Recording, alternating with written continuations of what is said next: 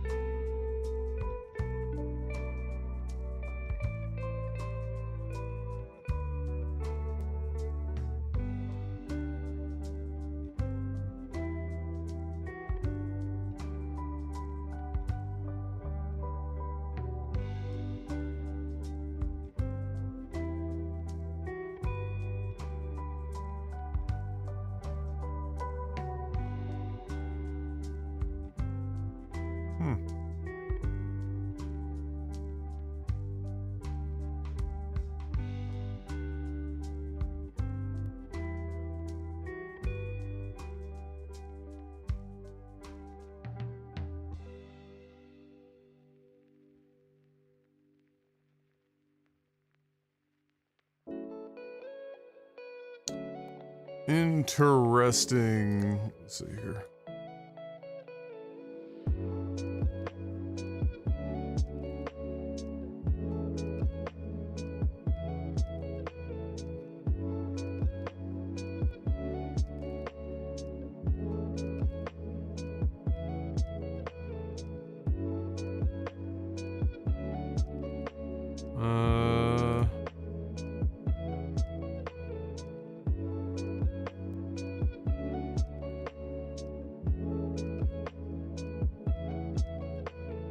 Okay, I did. When did this...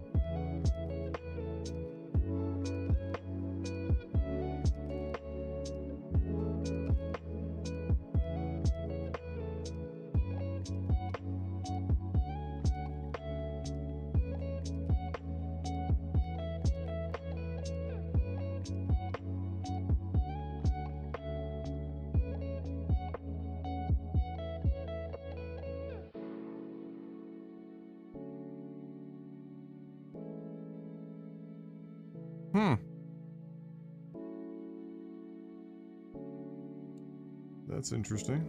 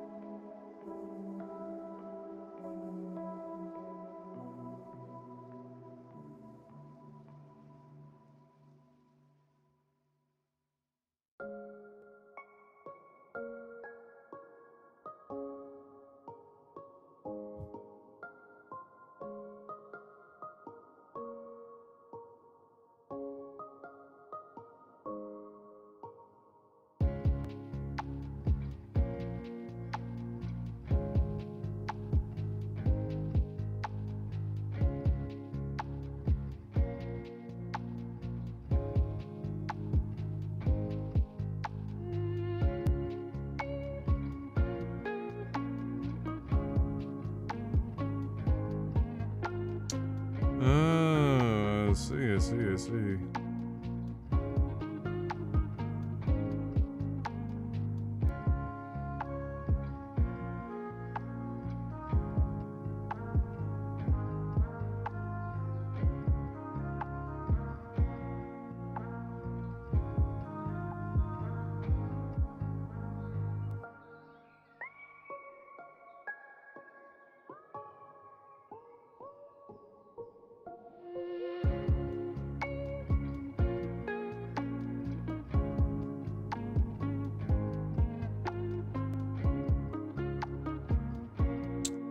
Fine enough. Sorry guys, I was just checking into something. You know, I've got my constant radon monitor down here, and it went yellow for the first time in a hot minute. And I was just checking in on the levels and whatnot and looking at the history. Obviously the weather has released a bunch all at once. It's been warmer today. And so it spiked up. The levels are dropping now though, so it's fine. It's once in a while. Yeah, well, radon typically spikes a lot at night anyway. Temperature differentials and stuff, ground thaw or ground being trapped in the winter months, you know, using the path of least resistance, which is often the house. I have a radon pump that keeps levels basically down near basically nothing. Like, we're talking 10 to 30.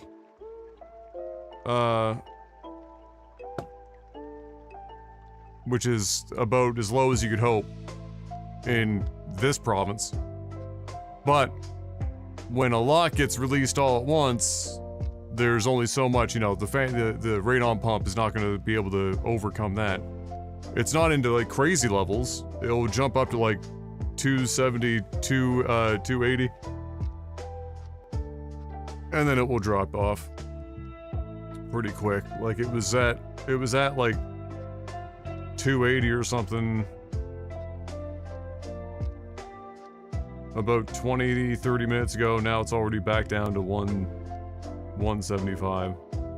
And it's crazy how fast it will spike too. Like I'll see if you guys can see this or not when I get the camera on here.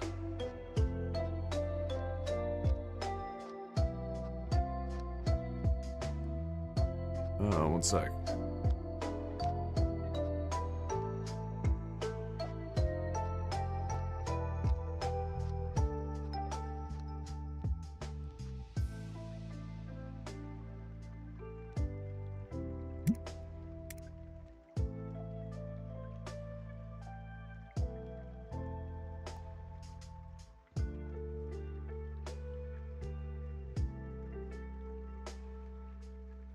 So, I don't know if the camera will focus on that enough to let you see it. Maybe, maybe not. I don't have auto exposure on that heavy. Well, yeah, maybe you can see. I have no idea. Either way, like it will literally go from essentially 0 radon. Yeah, it is a chart. Yeah, it's hard for the camera to pick that up because I would have to like dial it in for how bright the screen is. But yeah, like it'll go from basically nothing and then all of a sudden it's like, oh no, just jump up like crazy. Look at this graph.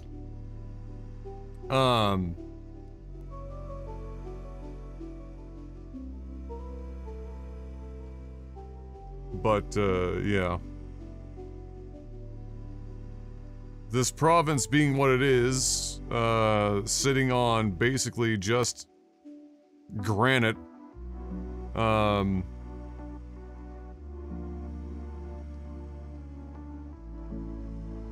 there's only so much you can do. I've only lived here my entire life and nobody ever talked about radon until about 6 years ago or 5 years ago, so... all the damage that was done to me was done over the first 25 years of my life. Or, well, almost the first 30.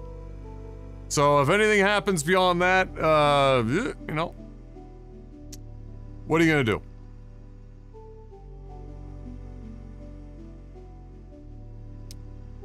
What are you gonna do?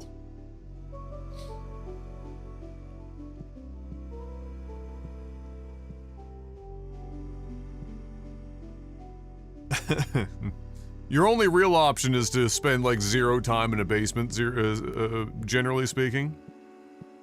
And then have your HVAC pumping air like fucking turbo speed all the time. and get a radon pump. And even if you did all those things, if the ground decides to release a whole bunch of fucking radon because it's thawed or some other bullshit, then yeah. You can't really Mother Nature do Mother Nature things, I believe is how that works.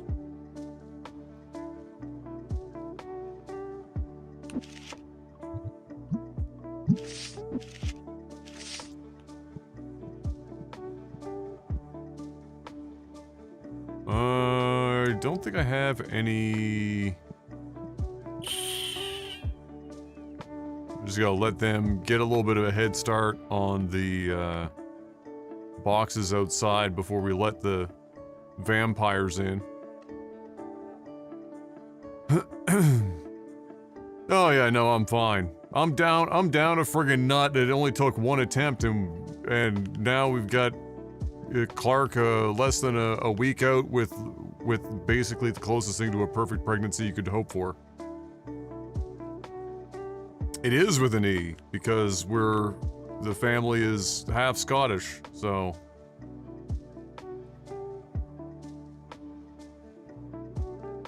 We keep it.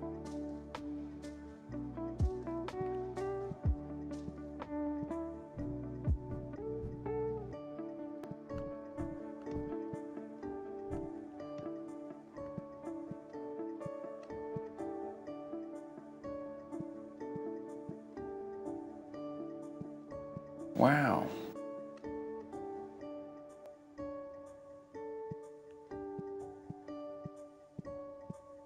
You got one of the Mac names? No. No. Half my side of the family is Scottish, the other half is English. No Mac names, no. Puffy, welcome back, 111 months. Thank you, sir. I bet you got a boring last name. You literally know what my last name is. You've been here for years. What are you even talking about?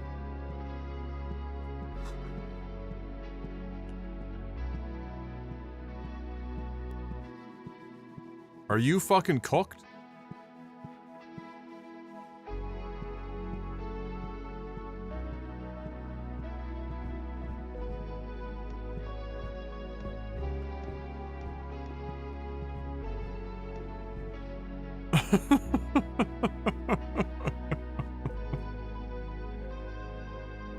My last name, both Jeff and I our last name's been public info for fucking 14 years.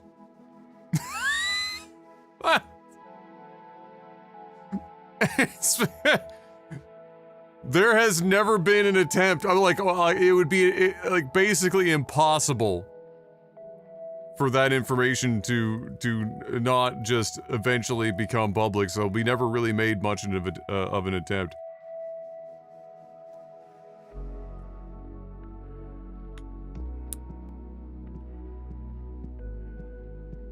Like as soon as you go face on camera like full time, it's like, what are you even getting at, right? Like what are you gonna do?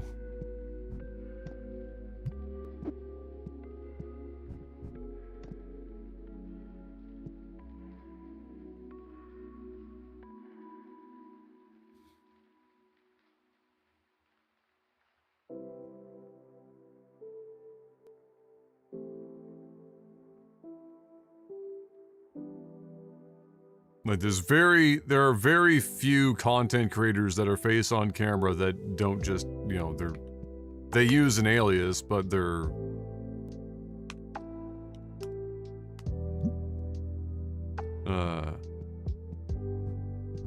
but their name is like freely available.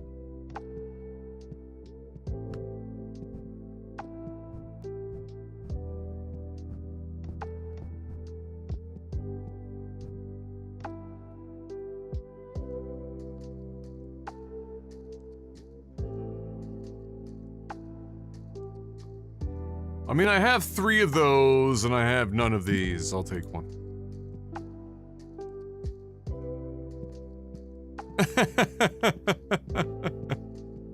Hey, listen, I get it, Jigalag. I'm just shocked that you never heard. I mean, I've said it, and it's been mentioned multiple times with you having been here in the stream. That's why I'm kind of like, a little confused, you know? Can you spot where these people are spawning? Can you imagine if they all just walked out of the same apartment building?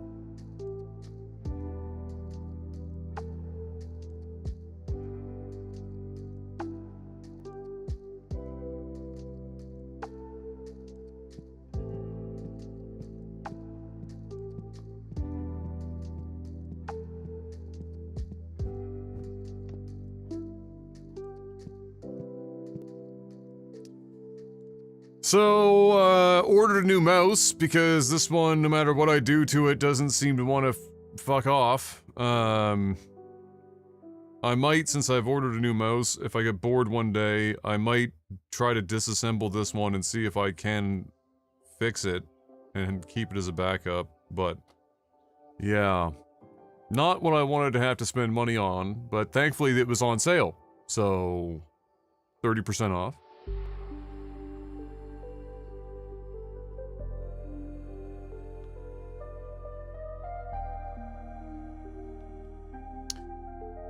We take the small dubs. What mouse? The only one that I could get in this form factor at a reasonable price with optical switches that was really well reviewed by the one mouse authority I give a shit about, who's Rocket Jump Ninja.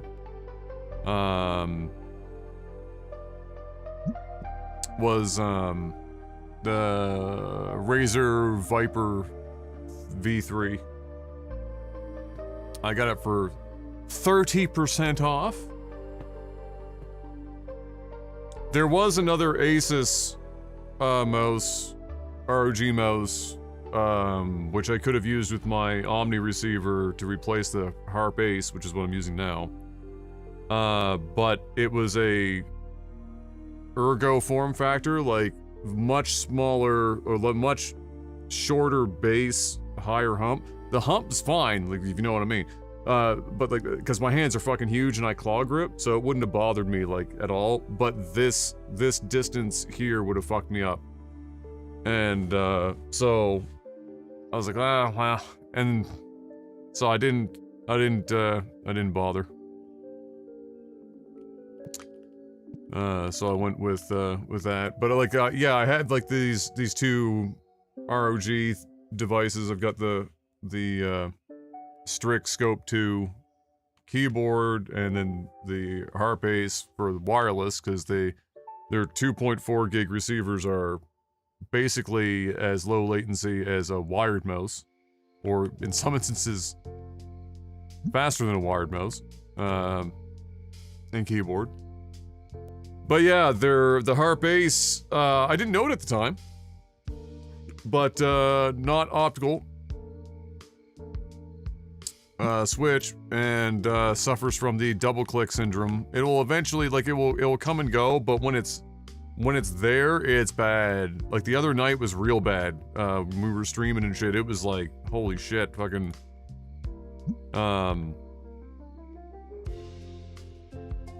I mean, it was like 70% of the clicks.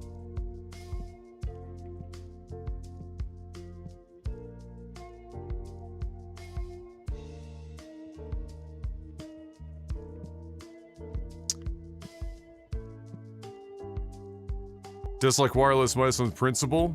I did too, for a really long time, and the only reason why I finally jumped was out of necessity, because I had to change my setup because of my legs and shit being fucked up, so, I looked into it. I was like, you know, where are we at with tech, with wireless mice and keyboards? And there had, at the time, been some products that were doing some really low latency 2.4 gig wireless connections. These two products were in that group. And the battery life was kind of fucking insane as well. So yeah, so I went for it. And yeah, when working, fucking phenomenal. But it's a known issue with the harp ace. People were getting it, like this issue, like owning the mouse for like a month. Yikes! Yikesy! And the keyboard, although this is a problem with several wireless keyboards, you can't really escape it. Damn, where are these people coming from with these fucking cards? Has some of the keys will actuate twice, in the sense that you'll press a button or like the C key and it will put 2 C's instead of 1 or some shit. Oh, that was 400. Sorry, bro. I actually meant 4,000. That was my bad.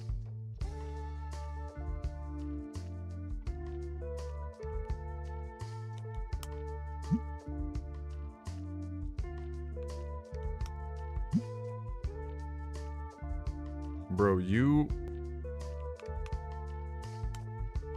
Fine.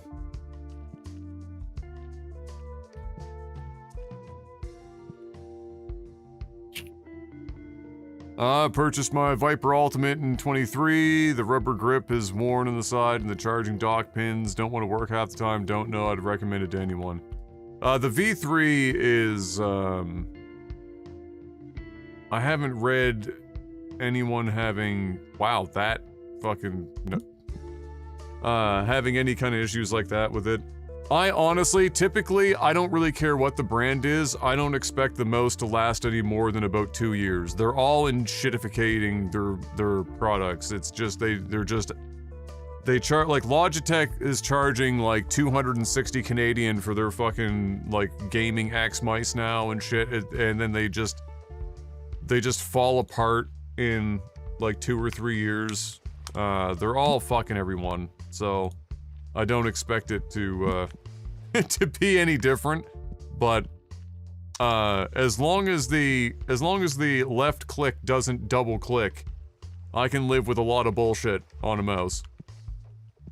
That's for sure. The double clicking is a real problem.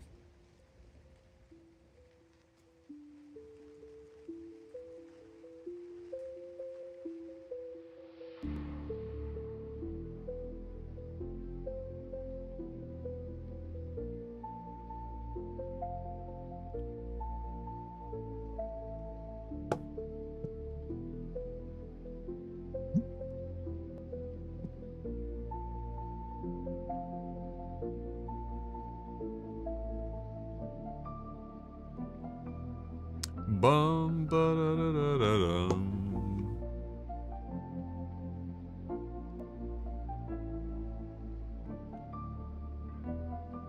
Yeah, I remember when we first tested for Radon at like mom and dad's place. It was like averaging fucking 300 or 400 or some shit. Like that was the average in the basement. And so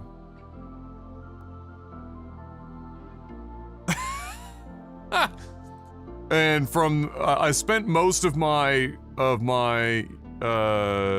you know, my evenings as a kid, and then when I got older, my bedroom was down there, so I spent like all my time down there. So When I see a spike for a couple hours and it gets up to like 250, I'm like, my body was born in it. Molded by it.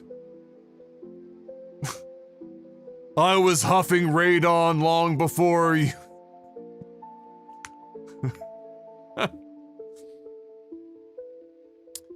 I got the Razer Basilisk, it does work. I mean, the other thing about most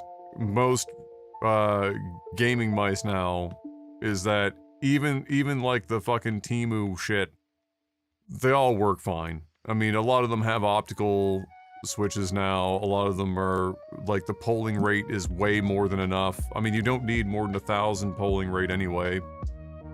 Your CPU is just screaming at you when you start ramming the polling rate even higher.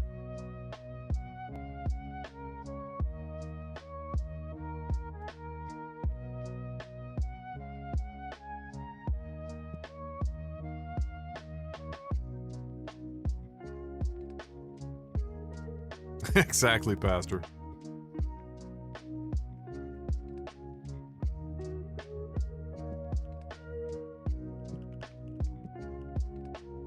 Like, some people actually...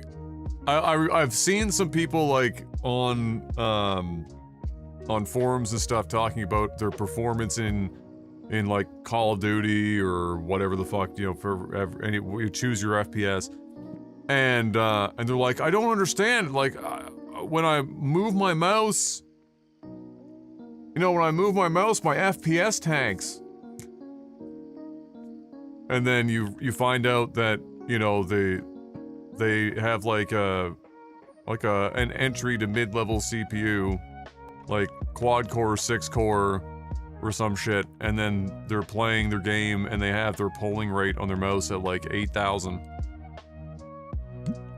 And so every time they go to do a 180 in the game, or some shit, their CPU is going, ah!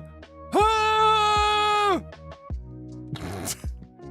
trying to fucking manage 8,000 fucking responses per second.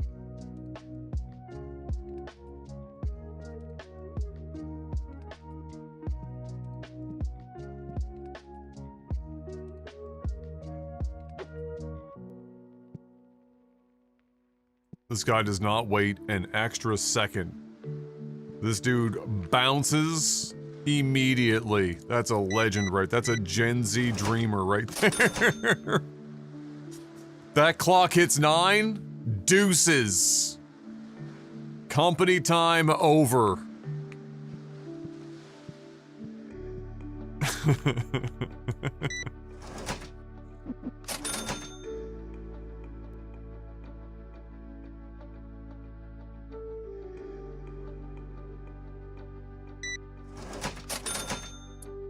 So we should, theoretically, I think we'll hit our, level 92 or whatever the fuck today.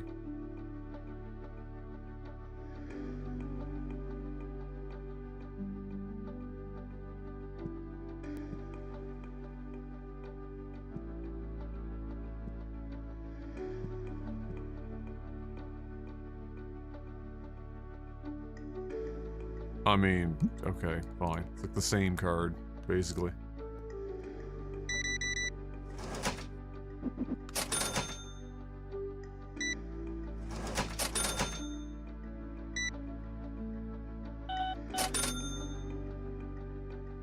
Boom, boom, boom, boom.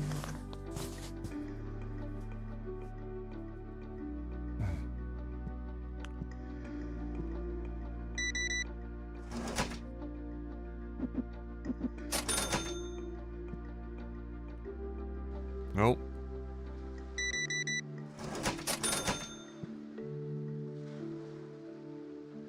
I mean, you're asking way the fuck.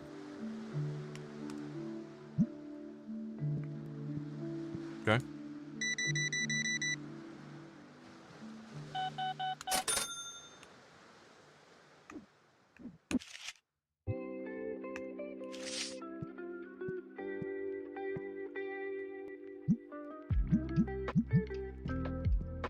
What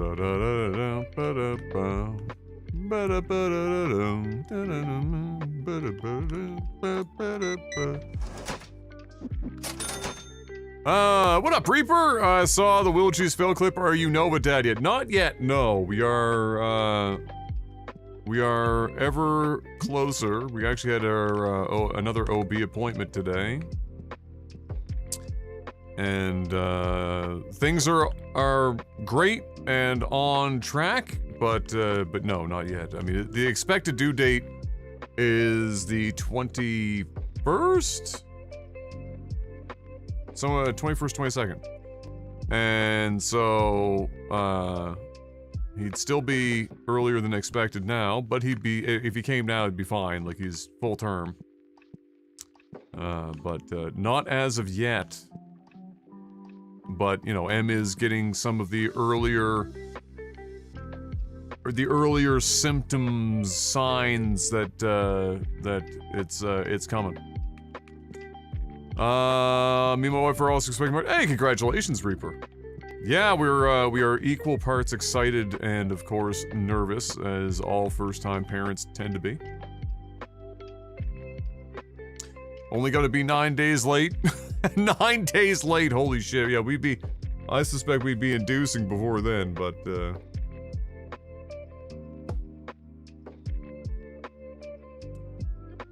boom, boom, boom, boom. Lots of babies being born this year? Yeah, but according to the friggin' birth rate, not enough. Alright, 18K is not bad. It's not bad, not bad.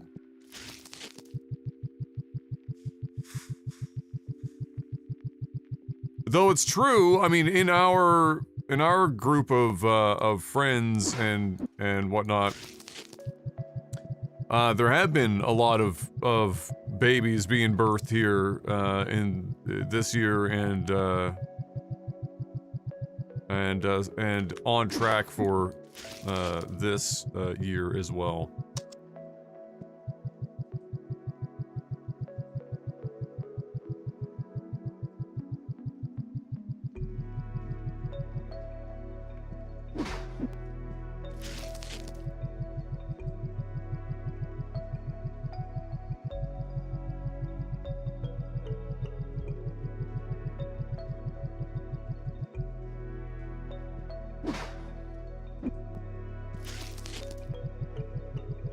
Hey, what's up, Adam?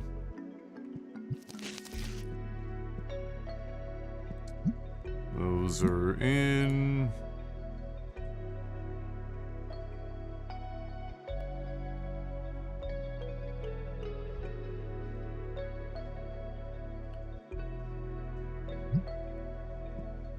Dum, dum, dum, dum,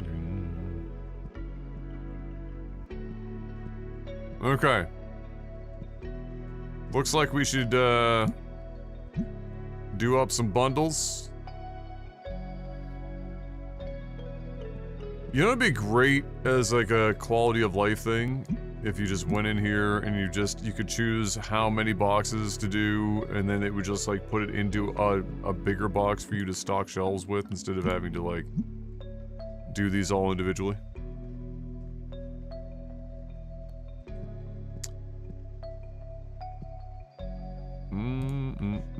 Oh, you too, Pastor? Yeah, I had to do a couple of those jobbies here this year. One for weather and one for crows. Crows being a little industrious.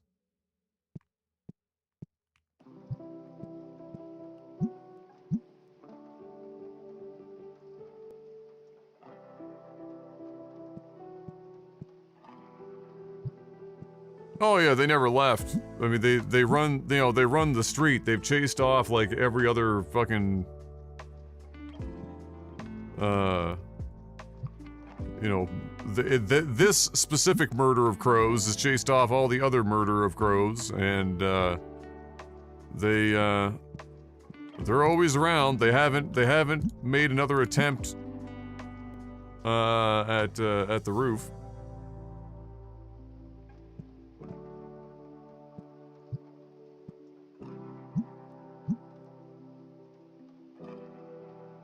Playing BG3 again, ran across a bugbear giving backshots to a troll. Oh my lord.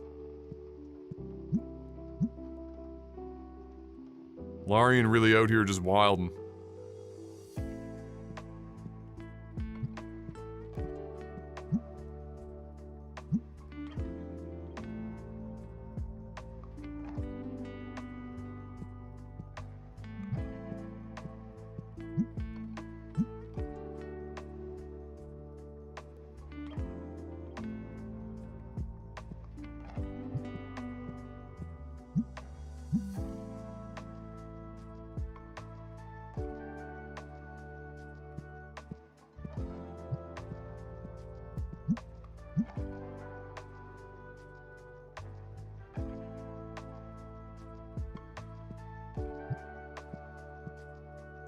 That's good enough for now. And let's see. We've got 1, 2, 3, 4,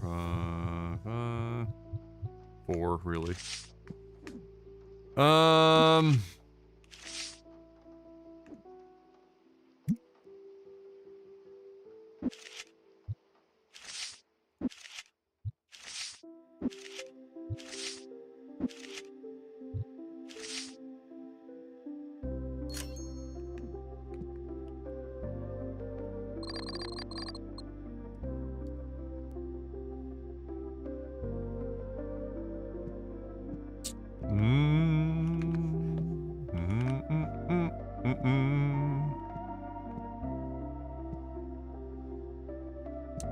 Stock is still fine. Except for this. We need to, re-up our,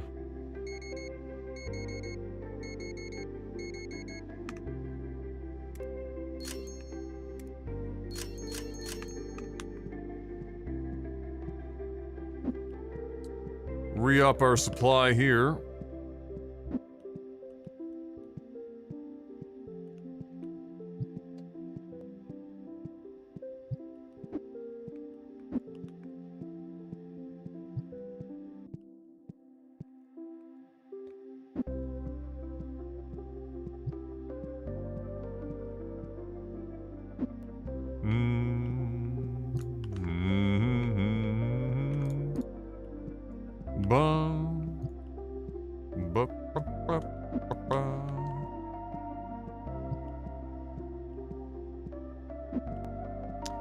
So we're coming to the end of our time with TCG card sim.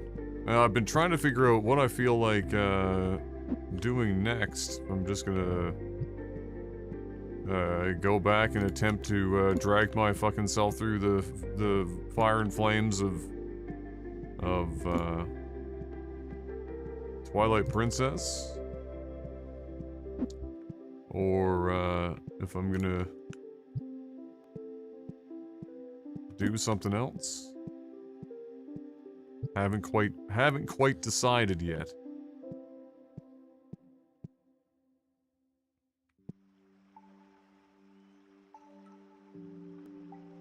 I mean, how much more is in the game at this point? I mean, am I a third of the way through? Is that like roughly where I'm sitting?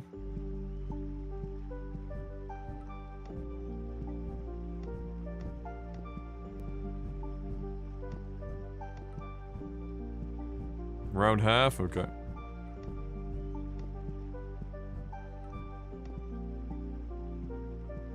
Feels short for a Zelda game, if that's the case.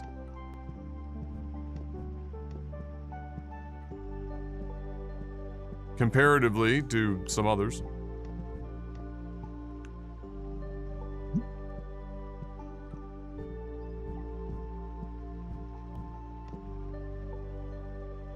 I forgot to do this. Open this up so you guys, you're gonna lose signal for a second here.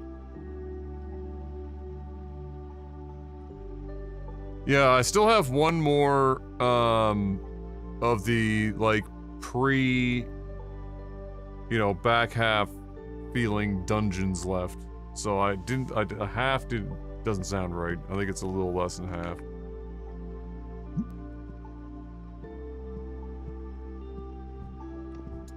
And as always, if the stream goes down randomly, it's probably because the streaming PC has suffered a blue screen. But it'll be back up. You just never know when it will want to shit itself.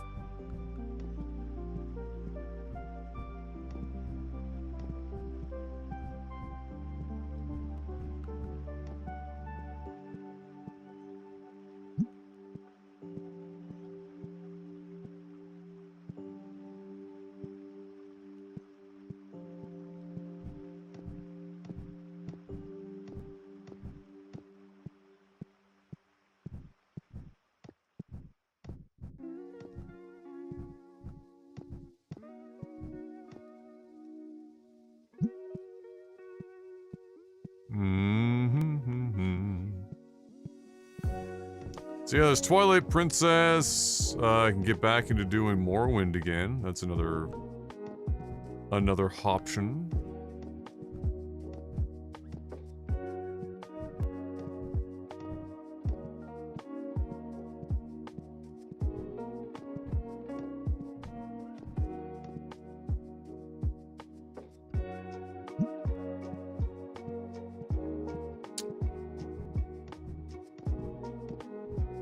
The Tamriel rebuilt content yet? No, not yet, no. I did end up on the mainland briefly, just, you know, using the boats, and I ended up over there for a moment.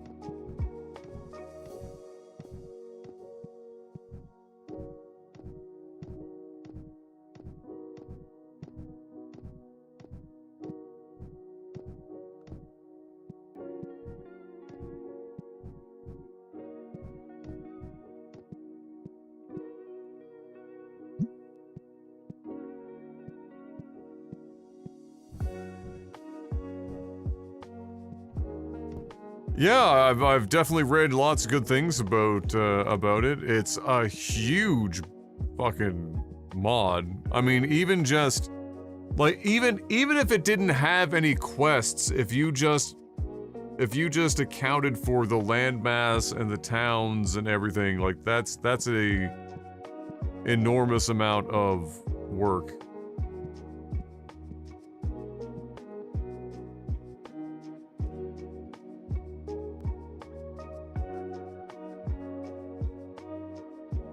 I mean, it's literally worth less money.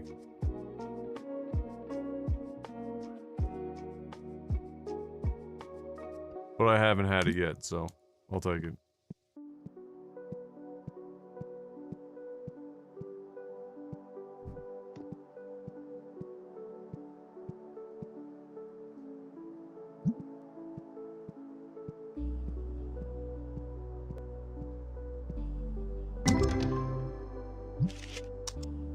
Garbage.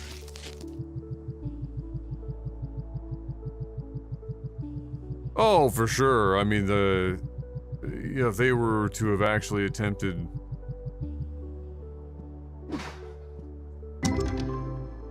to complete the whole mainland, I mean, I suppose, like, well, here's a question. I don't know if I've ever heard anyone talk about it, though. Is that, like, so Morrowind did get 2 expansions, obviously.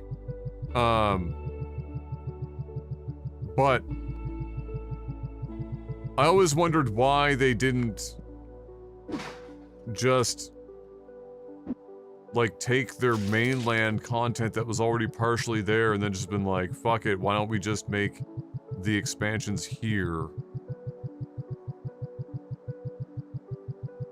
Maybe it was because they figured if they did some of the mainland, they would have had to have at least,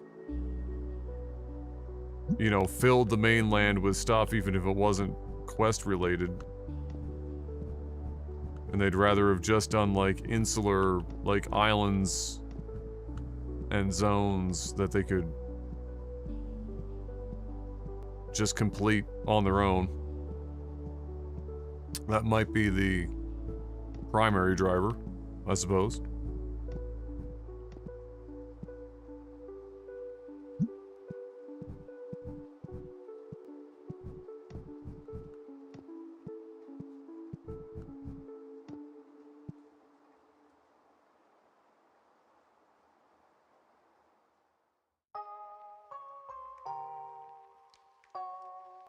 Yeah, like I just imagine like they had like the mainland content like semi-roughed in already. They probably had stuff storyboarded and whatnot to some degree, and so I always wondered if perhaps they had just, you know,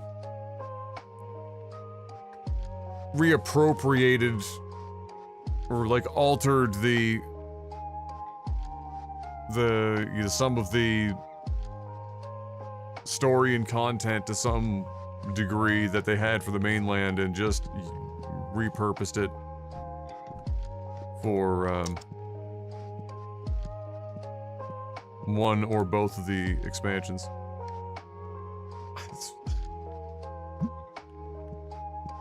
Do I have like... I feel like I've definitely... Must be in Tetramon. Yeah. I might have a bunch of these and not even realize it. There's 1, 2... Oh, okay, not that, yeah. It's...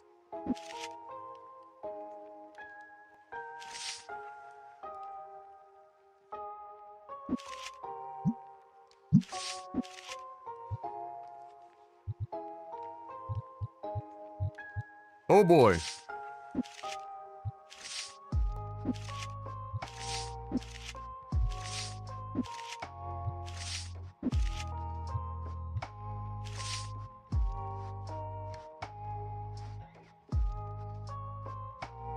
They'd have to get to 10 to be worth that much on that, but I'm so rich I don't care.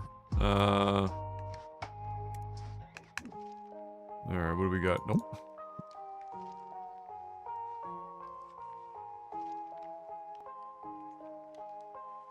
Yeah, well that's what I mean, right? Like I wonder if like, if, because Tribunal is literally just the one city. And so, you know, maybe that was part of like a originally planned content.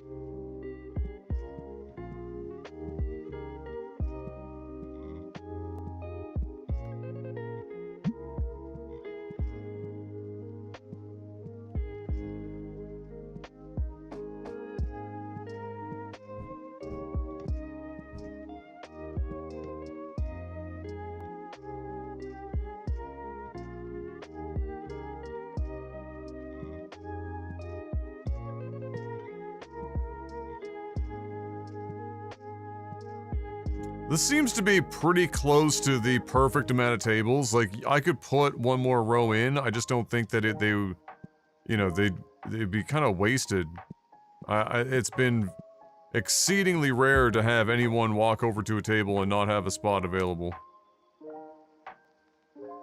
I mean, okay. Sure. Will you give it to me for $60? No? Okay. I can't be asked.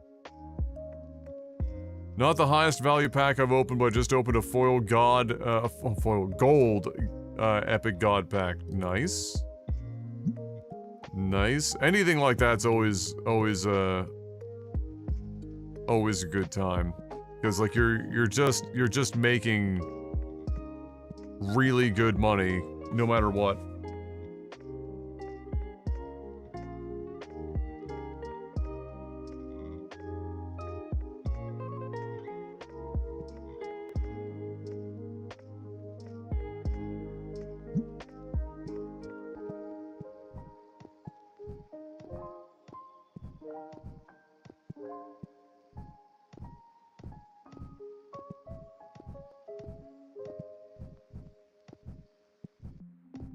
Assert dominance.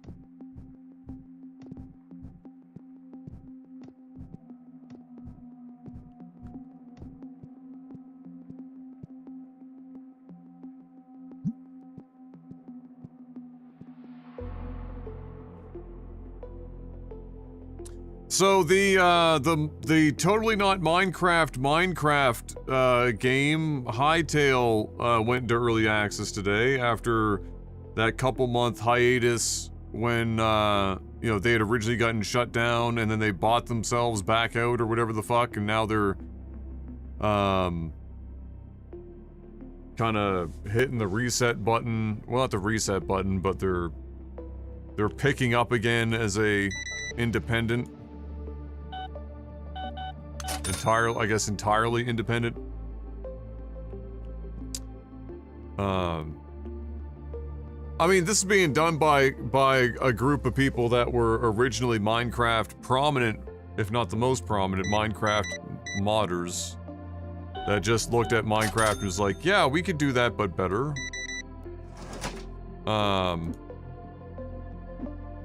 It also seems like, what it really seems like is that they want a perhaps even easier and more extensible version of Minecraft that is so extensible that it kind of bridges the gap between a Minecraft and a Roblox. Seems to be where they're at. My man really just like dropped the box and said, the day's done.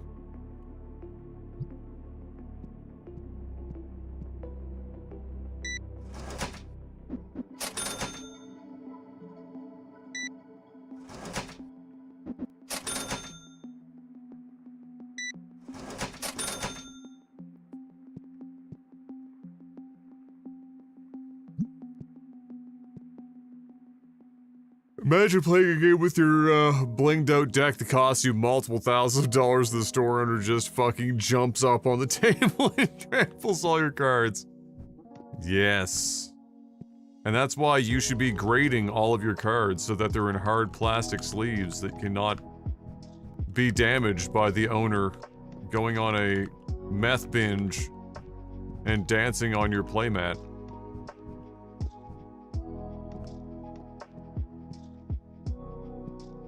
Just sound advice.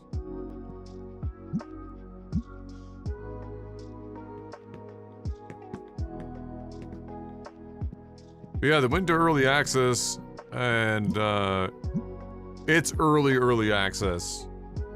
Like, things are in there and they work, but there's a lot of missing, still missing mechanics, missing features. There are zones that are just outright like, oh hey, this is coming soon. So very early access, and of course they got on everyone's good side by doing the things you would want to do, which would be A, sell extremely expensive cosmetic packs right off the rip before the game is even remotely close to finished, and B, not released on Steam, and then tell everyone it is largely because it will avoid negative reviews while the game is still in early access.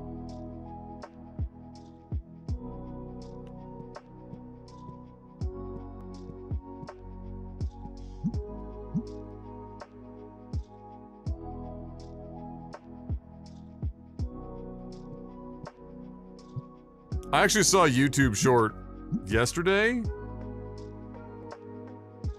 that was literally that idea, where it was like a dude that just graded his entire fucking like Yu-Gi-Oh deck or some shit. Some shit. Fucking stack of plastic on the fucking table. It's like, all right, guess we'll shuffle. And he's like trying to fucking shuffle this shit. And of course that's like damn near impossible, right? It's just a mess.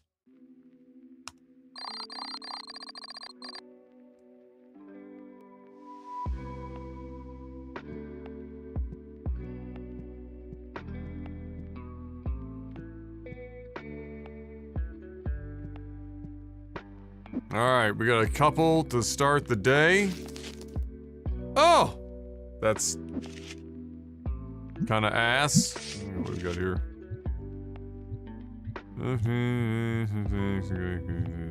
I mean, fine enough, I guess. Fine enough, I guess. Did we already, like, fill all this shit up? Oh, fuck. Okay.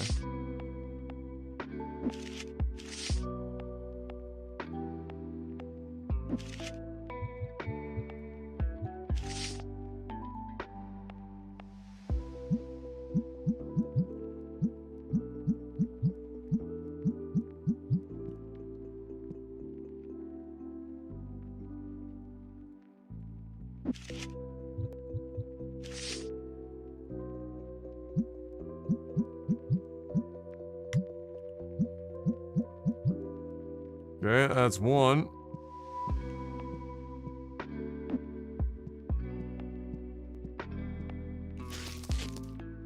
No, that one stung a little bit.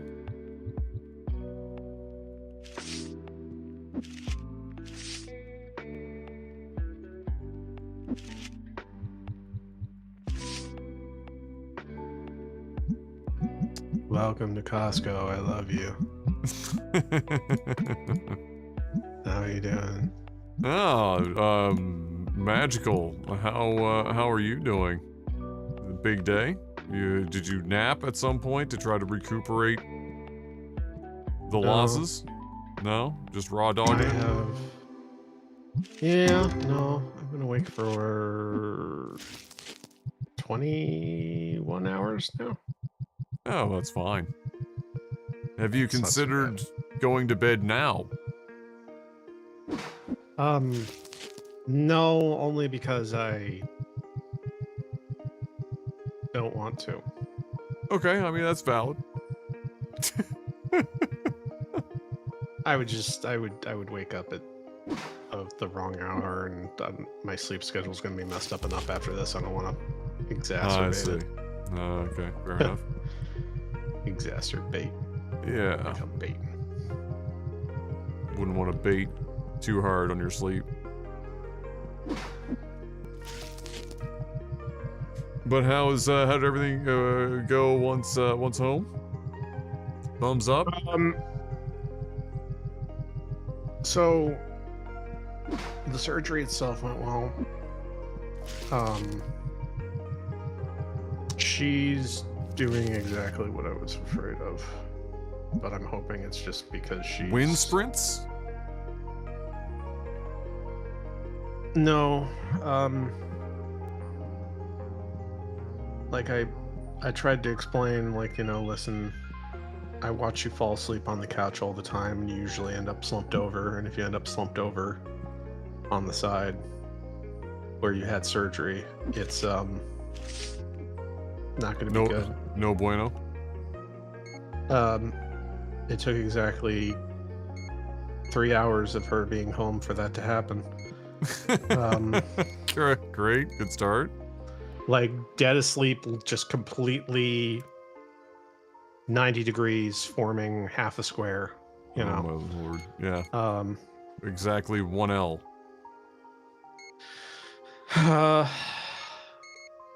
Yeah. But I finally got her to sleep. She'll be better tomorrow when she's not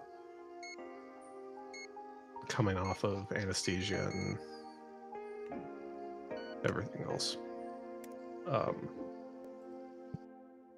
It took like 11 hours to get her from like drop off to get her back, just because I think she had some problems with her O2 sats while they were monitoring her. And I would love more information on exactly what was going on, but I got exactly none of it. And my best guess there is that since she was put under, depending on the come down time off of those, it can still suppress normal breathing habits, normal respiration. Patterns. Yeah, no, I'm hoping that's all it was. I mean, obviously, if they thought it was something else, they would have kept her there, right? Like, the other thing is that you can get your hands on O2 sat meters for like a handshake. So if you just went to like a pharmacy, you can get one for like $30. And then if you were really worried, like if she's like sleeping constantly, like more than normal because she's tired because her O2 is low, you could just slap that little O2 sat on her finger, and you'll know real quick. Yeah, no, you're not wrong. Dapred, I didn't ever say it publicly, but my mother went in for hip replacement surgery today, which the surgery itself went swimmingly. I've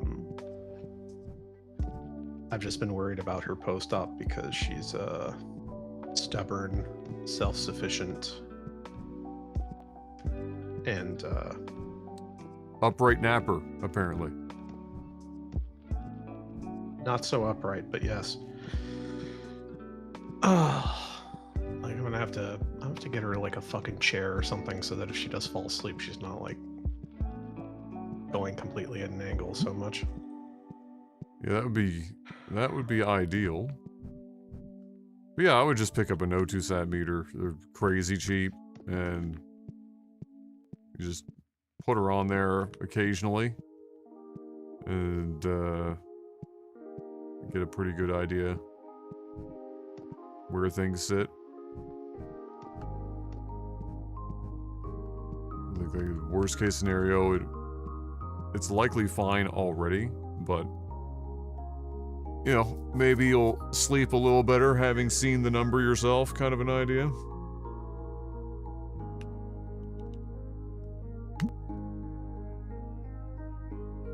Is it glucometer or glucometer?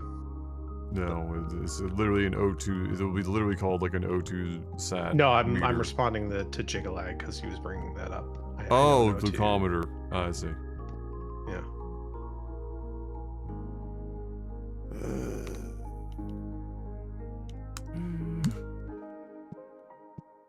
I'm like third grade English right now. I'm pretty sure my brain is I feel you. on vacation. I feel you.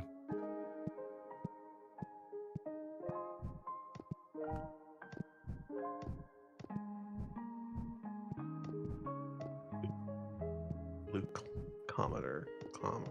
Commodore. Be my Commodore. Oh my god. Glucometer 64. Yes. Wow, this guy's only asking $2,000 above market price for this card. What a steal.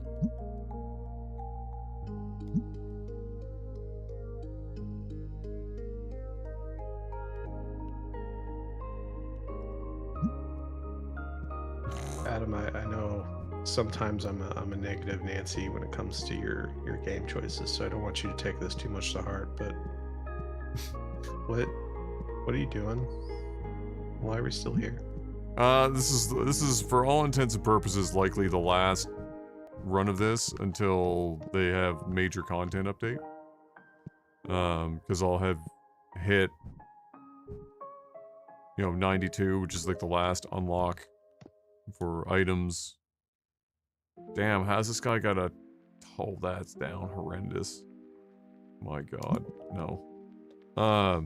Yeah, we were just talking about that earlier. It was like, just knowing that this is coming to an end, for some time. Trying to think about what I'm gonna do, if I'm gonna pick, Twilight Princess back up to try to finish that out. I really don't have like a long list of stuff that like I'm sitting here dying to play, but the variety has been nice up to this point. Strands in Twilight Princess? Did I do the what and whoin? No, Zeth is like, there's no more anal beads of light.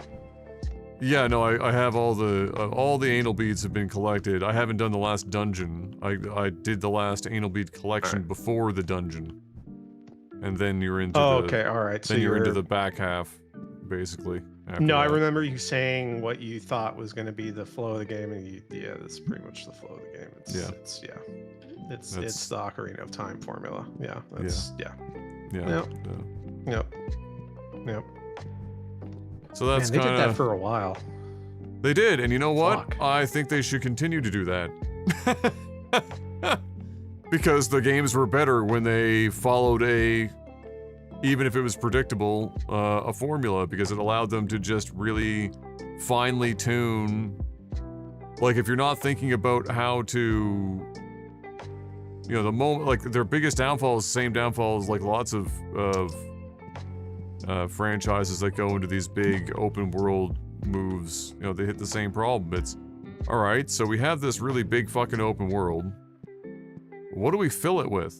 And then the development of the game seems to become less about you know, the coherent through line of the narrative and the characters and the gameplay and the mechanics that can all kind of harmonize, and is replaced with a far greater proportion of, we just need to cram as much shit in here as we can, because otherwise this open world's gonna feel real fucking bad. And so I kind of, I never at any point really thought to myself when playing the Zelda games, that the Ocarina of Time formula kind of kicked off. I never stopped in the middle of one that I was playing and been like, oh my god, this formula again? Like, that never passed through my mind. There was almost like a little bit of like comfort in the familiarity of that formula, and so... No, I'm with you. I would have been fine if they continued it, but they're never doing it again, unfortunately, because... They will. It's gonna happen. That did too well. Mm. It's gonna be fine. They're gonna take Shigeru when he dies. They're gonna hook him up to a large level model and just have AI generate all the dungeons and shit. You know, it'll be fine. Weekend at Gemini. You know, that the idea? You're like, hey Google, design me a puzzle where someone has to slam a ball into a giant cymbal.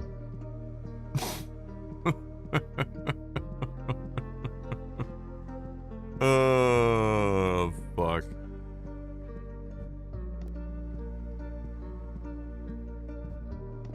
I really did enjoy Breath of the Wild. Like, it was not like my favorite fucking Zelda game, and I was also disappointed with the departure from the formula, but I think I got past it because I was like, you know what, this is not a Zelda game the same way all of the other Zelda games that I have loved throughout most of my childhood and early adulthood have been Zelda games, and I can either let that poop all over the experience for me, or I think the problem, and I did highlight that same thing, is like, part of the problem with it is that if they had called it something else, it might have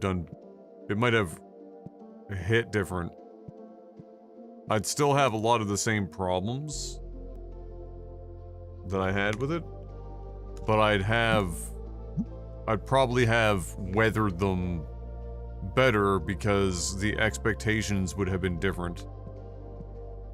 But it's never a good thing when you can look at a game and be like, well, if they just didn't call it this, because that typically means that, the developer has wildly missed the mark for, what the game expectations are. But again, they did very well, and everyone seemed to like it enough to buy it lots of times, and so it's neither here nor there. There were parts of the games that I thought were well done. What the fuck? What? How did you manage? Oh. Yeah, there's parts of the games that I thought were really well done, but a lot of, oh yeah, I'd like to give you a card worth twice as much. Are you fucking cocked? I just felt like, how do I say this? The world, or the world, yeah, probably that. The world dictated everything instead of everything else dictating the world. So it doesn't feel like they sat down and thought up some cool mechanics and then built the world around that.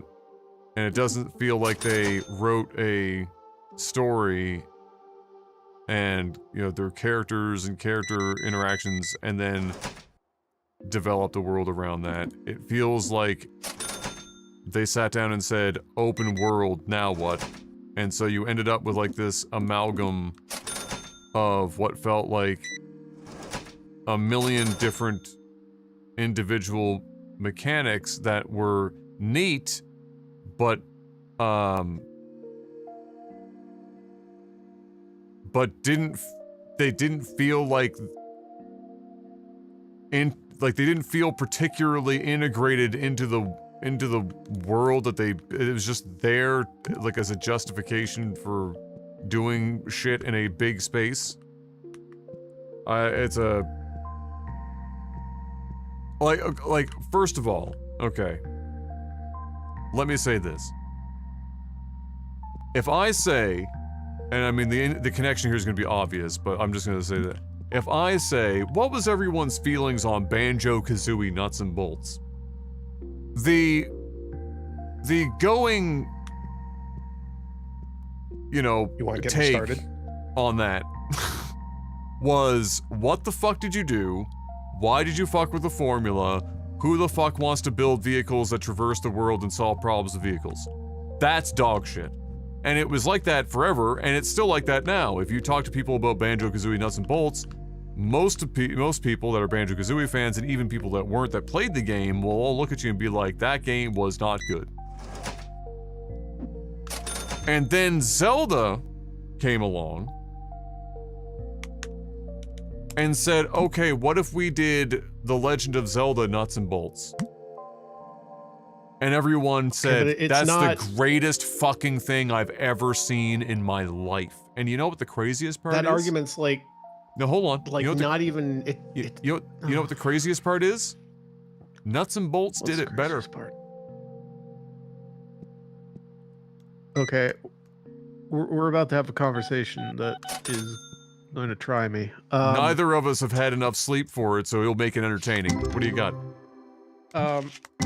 First of all, Nuts and Bolts went to a completely different genre of game, first of all. So I feel like that comparison is just...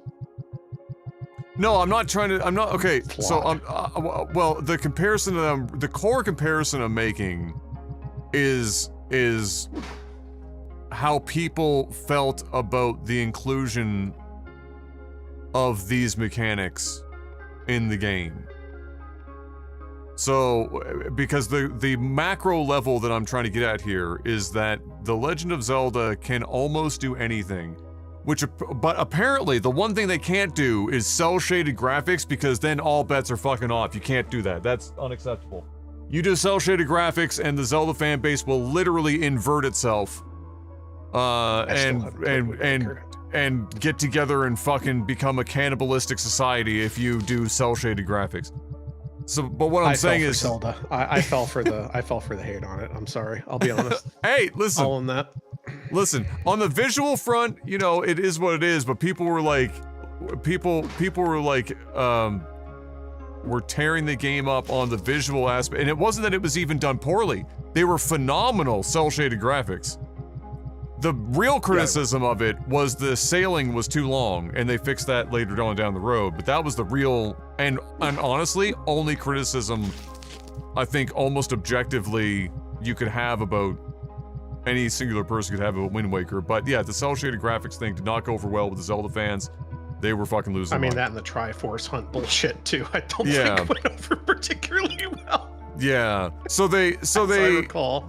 Yeah, although you didn't hear that nearly as much as the two major points were like the cel-shaded graphics and why am I sailing for 5 hours in one direction? Like those were like the two. No, anyone who's complaining about the Triforce thing is already so far in, like, that's just... Yeah. Yeah, exactly.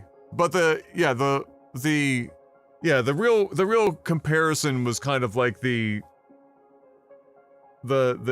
kind of a hint at that is they clearly said we want to make a big open world because that's what's cool now. All the kids big on these huge worlds, and then they built a game to fill it.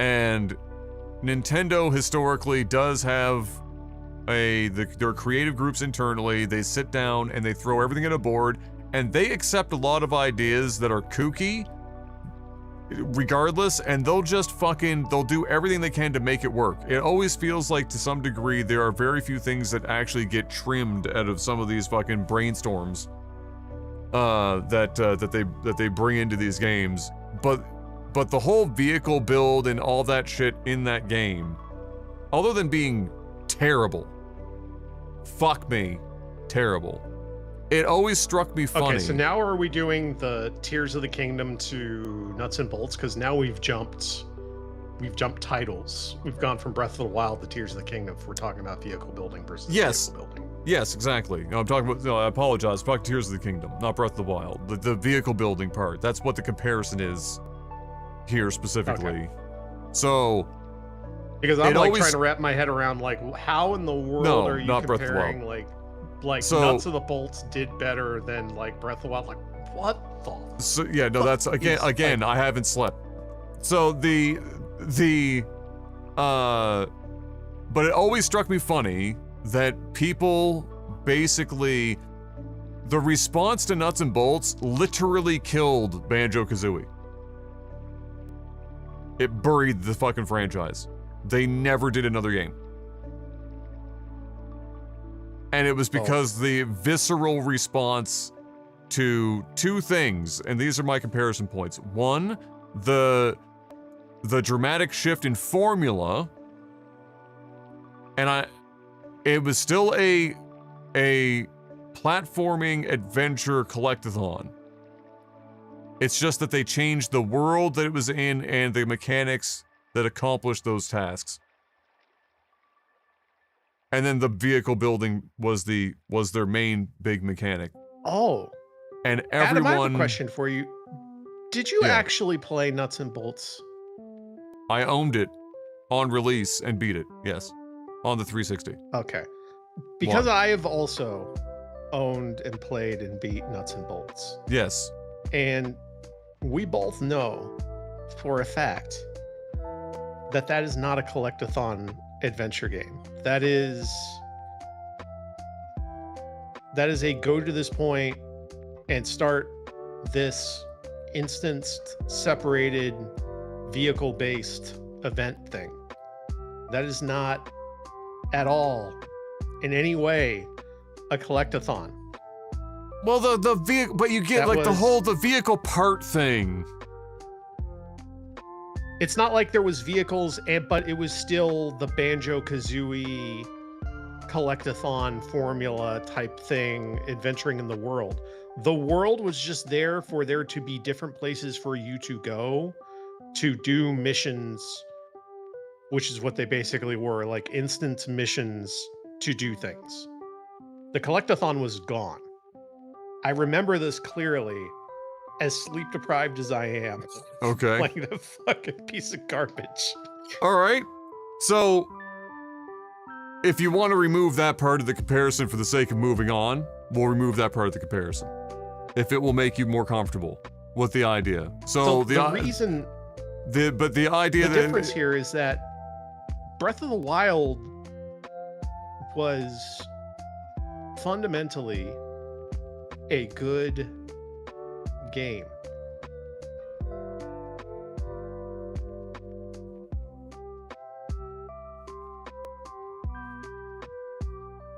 Just letting it wash over you.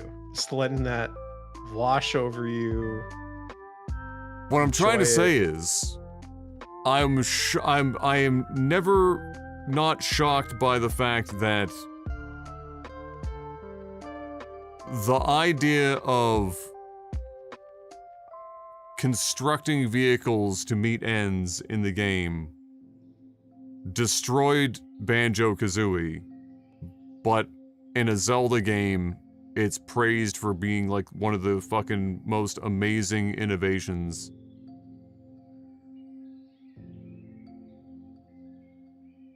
Well, it was also executed completely differently. I would agree with you that the vehicle stuff that they added into Tears was like, I mean, Tears overall is like a Tears is like a bad example because Tears just basically feels like it should have been fucking DLC type of shit, right? Like, I know there's a bunch of content in it and shit like that, and some people like the vehicle shit. Like, I'm willing to agree with you on the Tears of the Kingdom as measured as a sequel to a game that was basically game of the year for most people. Most Nintendo fans. Was absolute shit. Did it lose game of the year like anywhere the year it came out? Like, oh, Nintendo, when Nintendo puts out stuff like that, they're I mean, let's put it this way. Fucking Donkey Kong people were trying to drum up Donkey Kong for game of the year in 25. Like, when Nintendo puts out a game, I mean, yeah, it was a good game. Okay, yeah, good game. Good. Here's how this works. Okay? And it's not like I have been averse to Nintendo. I even owned the goddamn Wii U. That atrocity. I'm not gonna say it. You know what I want to say. Oh, I know. But listen. I've owned more Nintendo products and games than any other platform. So I feel like I've earned the right, and I've played more. I feel like I've earned the right to shit on them when they deserve to be shit on, and Nintendo has a lot of reasons to shit on them. Nintendo can put out a game that, if it was made by anyone else, would get an 8, and it becomes a 9 or a 10. That has been the case now for quite some time. It's not that Nintendo doesn't make good games, but the Nintendo fucking aura is so strong, and the Nintendo fan mindset that is leaked into the critical review sphere, because most of the people doing these reviews are our age. They could do basically the same thing, and it becomes a 9 or a 10. In a lot of these instances. Donkey Kong, I have to assume is one of them. That had a lot of discourse around, like, why people were fucking hyping that shit up so fucking hard. For me, though, the Breath of the Wild thing, and especially the Tears of the Kingdom, like, I could make concessions for Breath of the Wild as to why people were, like, so fucking, like, you know, gung-ho. But Tears of the Kingdom is so shit in about every conceivable way that to think that it was any better than, like, a 7 at best is shocking to me. That anyone could even fucking cross that barrier. And that they charged full price for it is fucking wild work. But it is what it is. The reality for me is that, unfortunately, that is how Nintendo rolls. They can put out a game now that's an 8. I mean, like, I don't even know how else to describe where Nintendo's at right now. I mean, the latest Mario Kart is also insanely mid to below par. Yeah. Like, yeah, no, Mario Kart World was pretty mid. Nintendo is not in a good place right now. Yeah. Which I know they got to release 15 different times, and so but even has, at release courses now, but still, you know, at release it was still amazing. Just by itself. Like, Nintendo today is not in a fucking particularly amazing spot. But yeah, Metroid, also bad. Bad. Yeah. Not good. Not great. I don't think Bonanza fits into that equation, though. I think if you actually played Bonanza, I think that you would have a more favorable opinion of it. I don't disagree with you that Nintendo gets kind of that reality distortion field effect where it's a Nintendo game, so therefore it's good. So they get a couple extra points even when they don't deserve it. I think that definitely happened with Tears of the Kingdom. It absolutely really didn't happen with Breath of the Wild. And I don't think it happened with Bonanza either. Metroid's pretty fucking bad. The new Metroid Prime is pretty fucking bad. The new Mario Kart is pretty fucking bad. Not even bad. It's just mid. It's not bad. It's just they went in a direction. They wanted to do something. Hilariously kind of wanted to be more open world, open-ended. Almost kind of falling on the same sword as Breath of the Wild for you there. But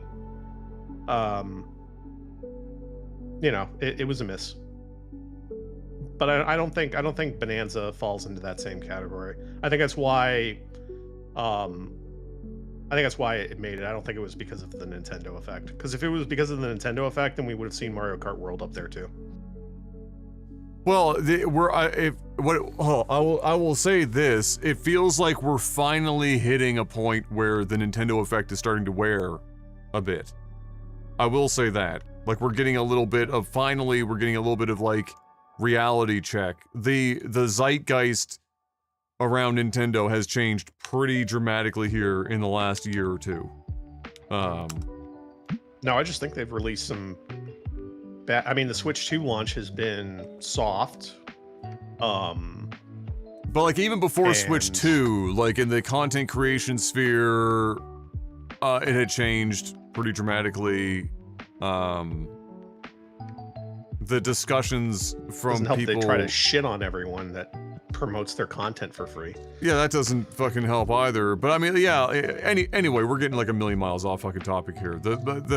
For me though, like the conceptually the idea around taking The Legend of Zelda and putting it into that size of a world is fine. It is how they tackled it that I strongly disagree with.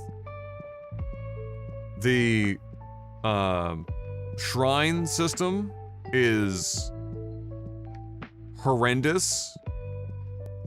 Low effort, low reward, bordering on slop to fill the world. They still put dungeons in it to a degree, thank fuck.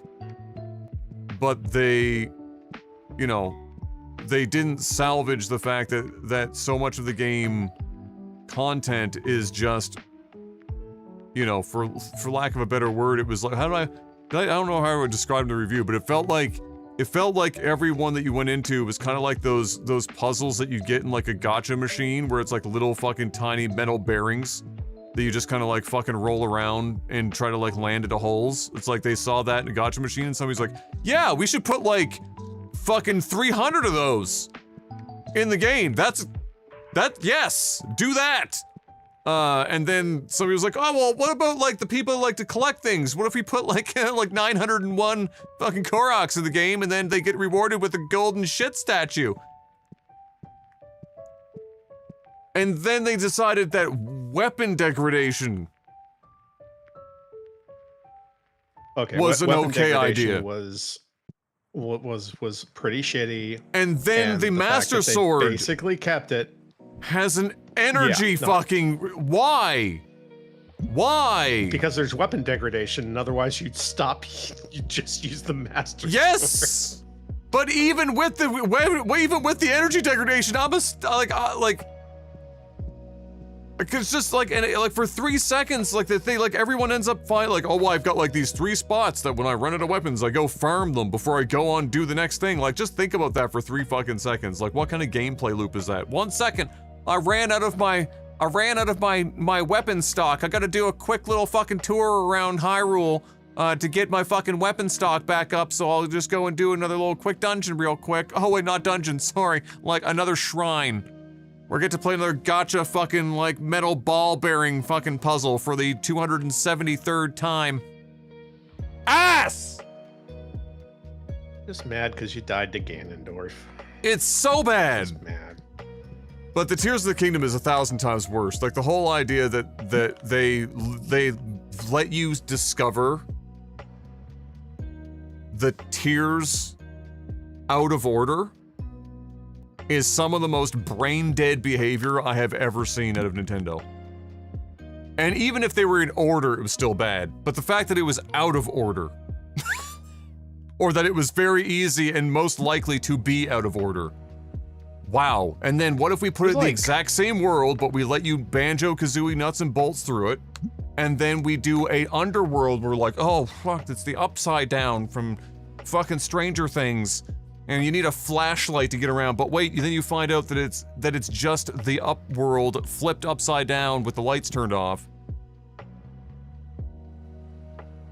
And people fucking guac 9000 that shit, and I fucking hate it because you're right, it means that we're gonna have to wait another like 3 iterations for people to wake the fuck up so that they stop buying enough so that somebody at Nintendo goes, we should probably not do that anymore. And then we finally get back to what is good about the Legend of Zelda games, which was tight, controlled gameplay in a small but not too small world that all had meaning and purpose so that you could be attached to it all and every aspect of the game could be coherent and work together towards a singular goal instead of just a giant open field with shoehorned mechanics and shitty gacha ball bearing puzzles just because you had to fill it up. That will be the fucking peak. We will be back. So back, but we're probably another like fucking 23 years because it's gonna take 8 more years to make another Zelda game. And that one's we're gonna have to wait to see if people wake the fuck up to that one, and then eventually we'll get there. It's kind of what's happening at Square Enix right now.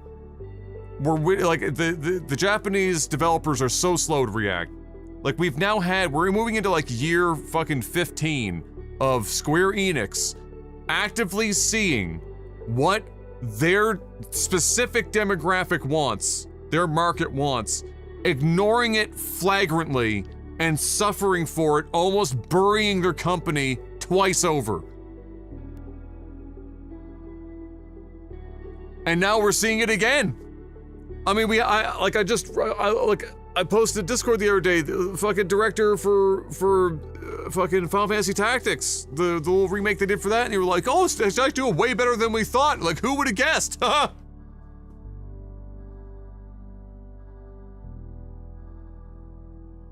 Kill me.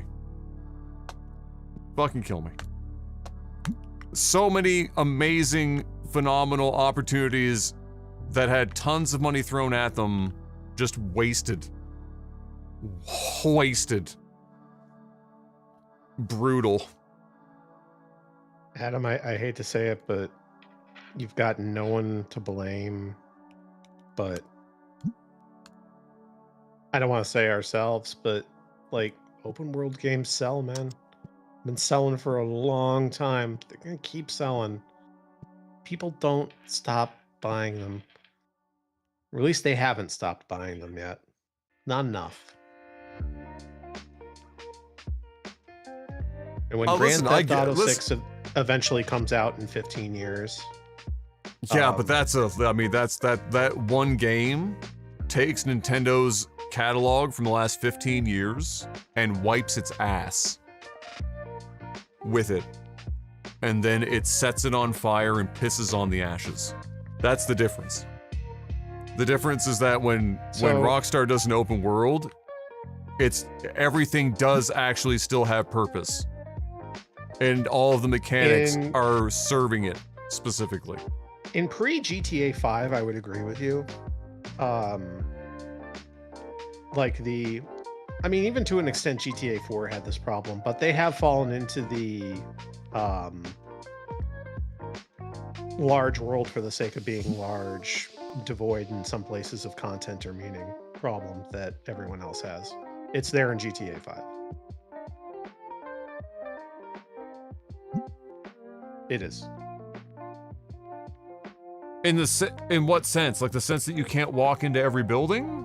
Because that's never been the case. Like to what end? I just need a little bit like an elaboration on that. That the game world could be smaller and more condensed and still serve the exact same purpose without the necessity of it being larger.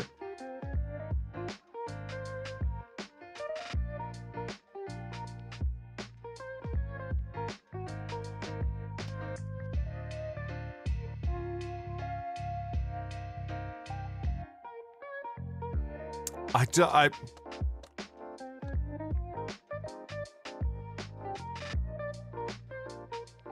mean, I don't see. I mean, I have my problems with Grand Theft Auto games, but I don't think I've ever thought that. I mean, my biggest problem with 4 I mean, was... I don't think Grand Theft Auto games are bad. I fucking love Grand Theft Auto games, but I also think that, like, saying Grand Theft Auto takes Nintendo's entire catalog and wipes its ass with it is It definitely does. Is a little... It definitely does. I mean, not only does it outsell them all, but it also critically cripples basically all of them at the same time. I mean, fucking Fortnite outsells goddamn or outprofits everything. Is that the metric now? Is that the metric for something being good? That's not comparable. We're talking about a game that's free to play versus a single purchase. Like, if you take even GTA like online out of the equation, it doesn't matter. I'm not saying that that's the only metric, but what I'm saying is that there isn't really a tangible metric that isn't the case. I'm not saying that people can't like Nintendo games more, but for the objective metrics that you can even track for any given video game, a Rockstar game is, with very few exceptions in the last 15 years, not demonstrably better in just about every one of those ways, from front to back. I mean, if we're counting it from a revenue perspective, then yeah, it's one of, if not the best video game franchise on the fucking planet. Like, yes, correct. Objectively, do those games do everything better than every other game in Nintendo's catalog? No. Well, the ones that they can be compared to, I mean, there's no platforming in fucking Red Dead Redemption. But, I mean, it's... If you want it to be most specific, which makes it easier, and you just say, take all of Nintendo's, whatever Nintendo could even be classified in Nintendo as an open world game of any description, action, adventure, or otherwise, and then you pin it up against Rockstar. And are we even like, what conversation are we even having if, except to say that they're, you know, they're not even in the same echelon. Like, I mean, yeah, their open world games are better, yeah. Like, better than Breath of the Wild even, yeah. This is accurate. But given the majority of Nintendo's catalog is not open world games, I don't... But they're still going to be cranking them out. I mean, Metroid is now apparently adopted it. And we've moved, apparently, all future Zelda games into it. Mainline Zelda games are apparently just going to be... We've come to the point where we feel like that's just going to be the thing moving forward. And so... I wouldn't say Metroid's gone open world. I would say Metroid is heading in that direction, but it's lost its way and it's just stuck. I don't even know what to fucking call it at this point. Other than just bad. That's coincidentally how I feel about Breath of the Wild and Tears of the Kingdom. It's still like so here's the problem, like Breath of the Wild fundamentally changed the formula, right? And I mean, we can argue whether that change was good or bad. But it was a successful change. It was an incredibly successful change as far as the market was concerned. Sure. And you don't need to like say that that's just a Nintendo thing, because those fucking mechanics have found their way into like how many fucking non-Nintendo games suddenly ended up with fucking stamina wheels and climbing rocks and... But they didn't invent stamina wheels. They didn't even popularize no, of course not. Stamina wheels. Like, there's actually almost nothing functionally Well, the only reason that you could say they might have popularized it is because they strapped it to a fucking Zelda game, but otherwise, stamina wheels are not, like, even remotely new in application. I feel like didn't Skyward Sword have a stam wheel too? And I would also argue that the stamina wheel might have been one of the most annoying parts of Breath of the Wild. Like it almost entirely existed as a gatekeeping function for areas of the game. But because they used it for that, it also had to apply everywhere else, and so you just had to, like, eat shit on the stamina wheel, because they needed it for that one thing. Like, a better use of a stamina wheel would be like Shadow of the Colossus, where it serves a very specific purpose. It doesn't necessarily gate you out of anything. With the perhaps exception of the ultra secret area that they found years after release. And even then you only need like 3 or fucking 4 lizard tails or some shit in order to make it. I think we even do it without it now. But like, yeah, like, it wasn't used to gate things in that way, so it ended up being like an actual, you know, like, purposeful mechanic, whereas in Breath of the Wild, it was, we have an open world, we have areas we don't want the players to get into. Stamina wheel, but that stamina wheel then applies everywhere.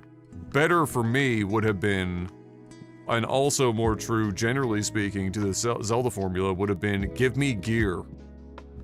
No stamina wheel, but give me gear that allows me to climb into the areas that they don't want me to get to. Don't give me a stamina wheel.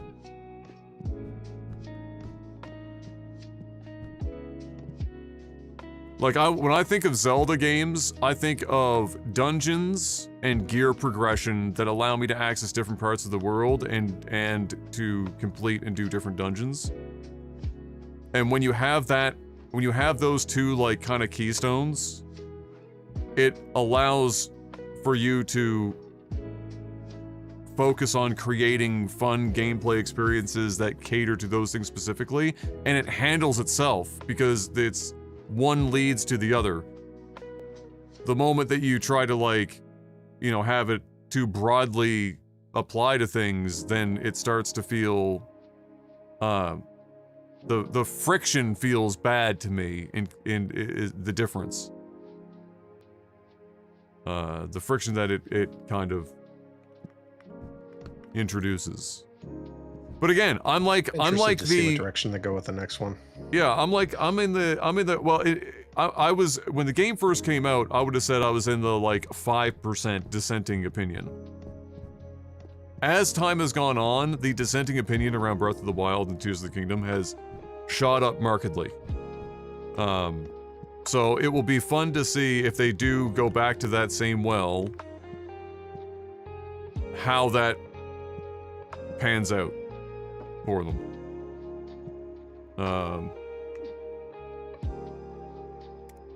Because again, like, to my knowledge anyway, and it's not that it didn't happen, I just don't remember it happening, of all of the complaints about any previous mainline Zelda game, I don't recall those complaints ever being, oh my god, it's the same formula again. Like, I just never, like, I just don't recall that ever being on the table, at least in a meaningful way.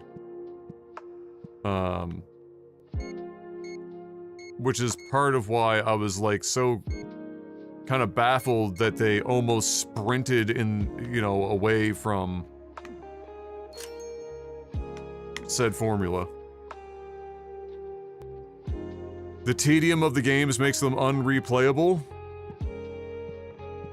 Yeah, I think Breath of the Wild for a lot of people will just be like, go back to it and then run around the open world because they, you know, it art style and music vibes, which is fine. That's a perfectly valid reason to dip back into a game. People do.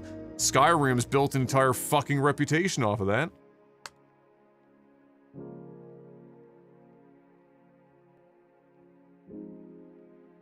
Well, and here's the weird thing though, is that typically Nintendo doesn't like just shoehorn a bunch of shit into their games because the industry's moving in that direction. Like they're typically the ones setting some sort of thing on the side. So it was weird to see them look at the industry and be like, we have to do all these things and it has to be in our Zelda game. Like that felt weird and un-Nintendo-like at the time.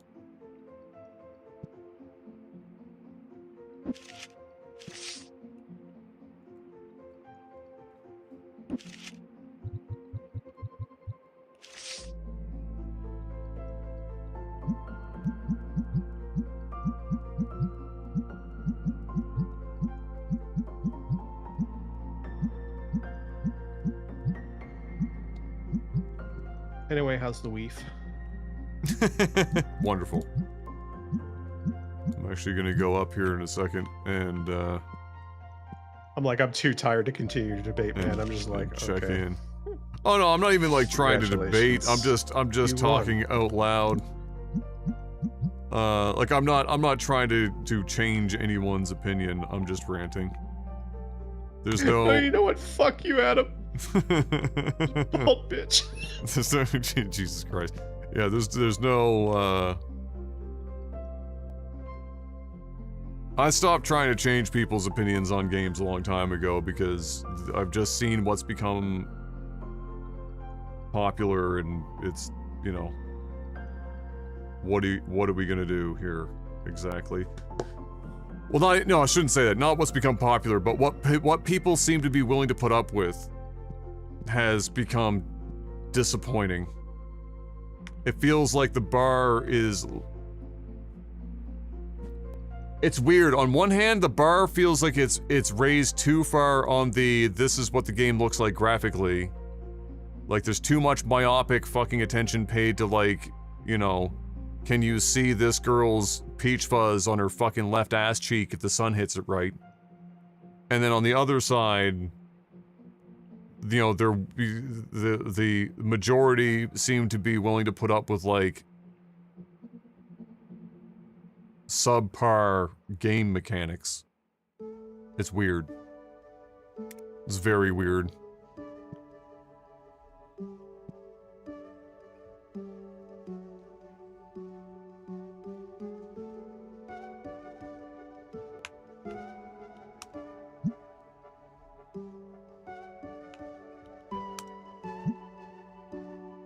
Oh my lord. Listen, you're asking for above market. Well, yeah, I mean, how long ago was the Final Fantasy VII Remake review at this point? I know everyone wants to believe that we're getting younger, but that was a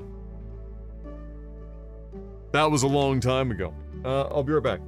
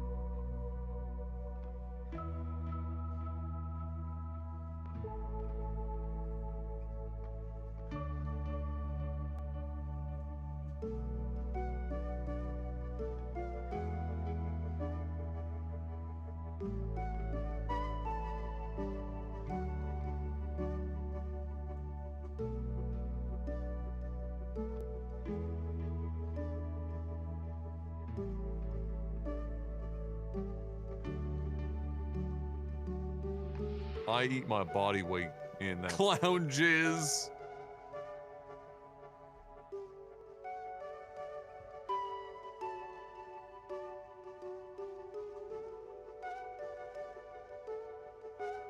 I rest my case.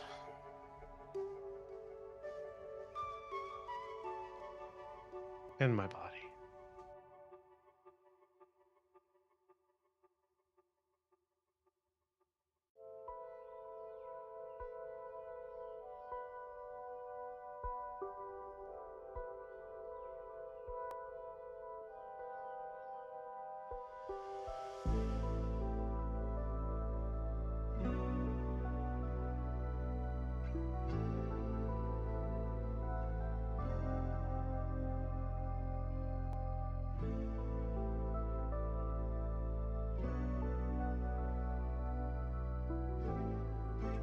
I'm gonna go die now. Later, chat. Have fun. My stamina wheel is empty.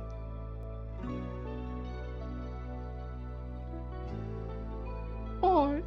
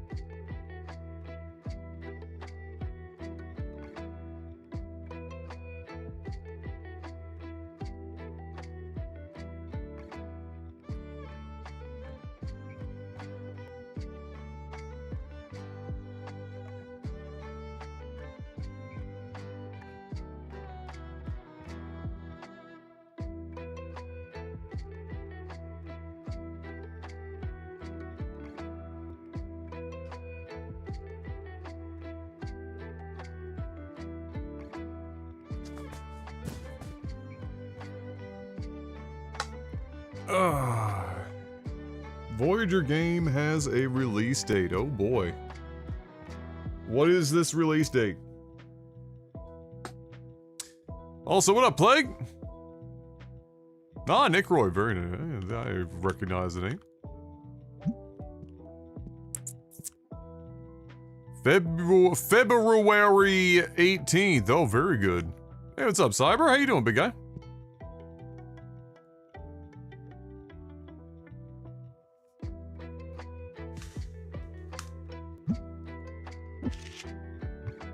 Guy just got fucking fleeced.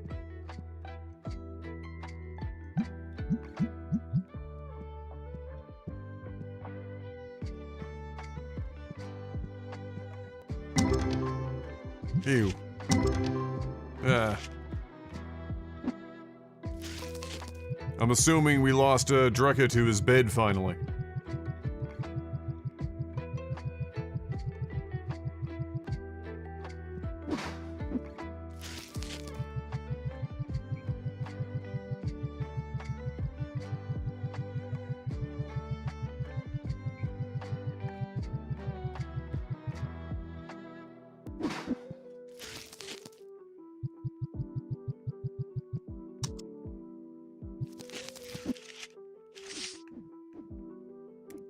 Well, that's good.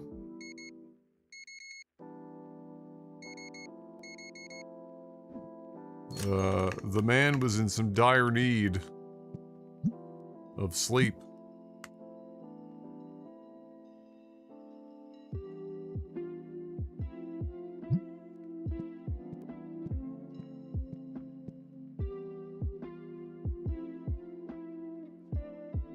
Per the founder in December, they are on track for beta release in 2026. For what? No, it's going well, Cyber. We are mere days now away from another small human entering the world.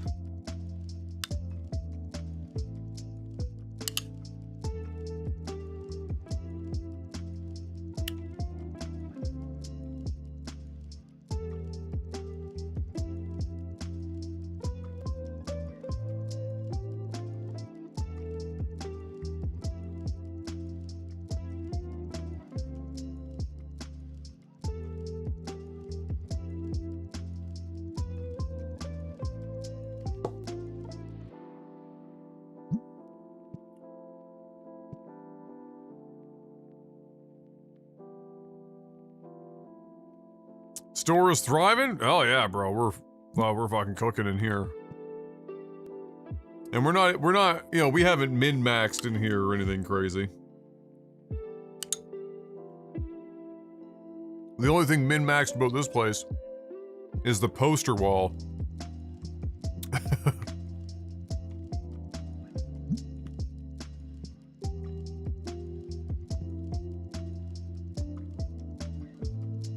We're level 91 and a half.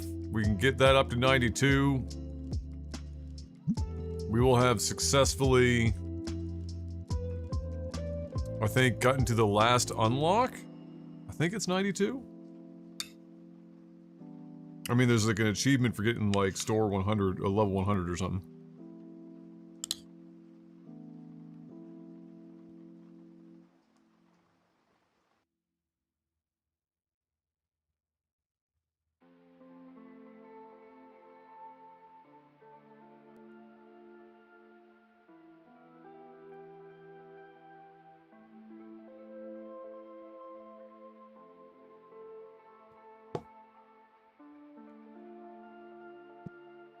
Store level 100 gets you a golden poop trophy.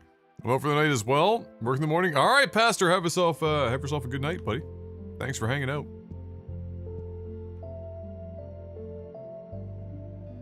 In other news, we had a near party wipe in Pathfinder. Oh boy. What was it? Did you accidentally a beholder? Wait, are beholders even in Pathfinder? Probably not.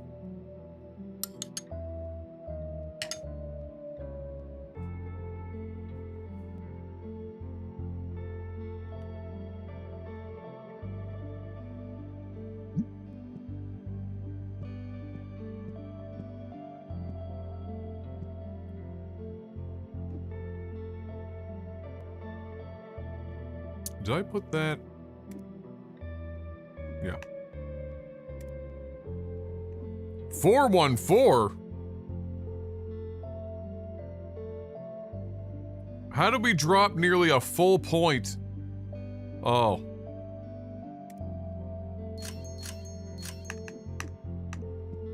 Must have had somebody get in here that shouldn't have been in here? With the smink? With the stink? I guess? I have no idea how.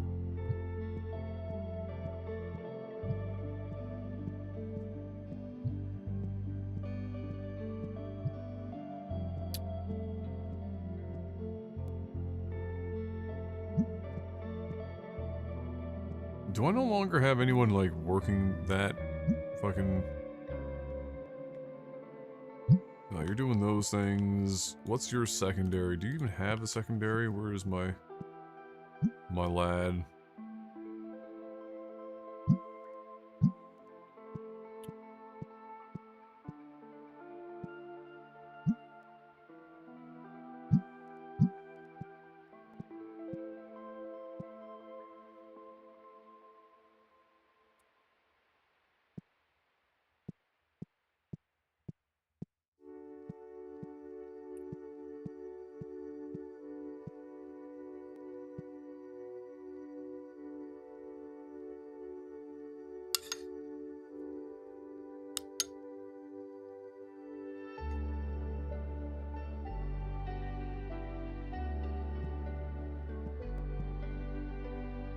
Oh yeah, we're fine on money.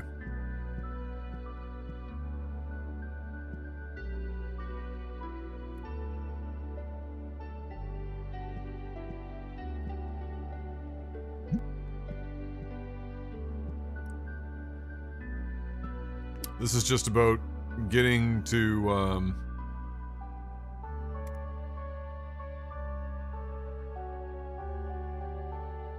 the last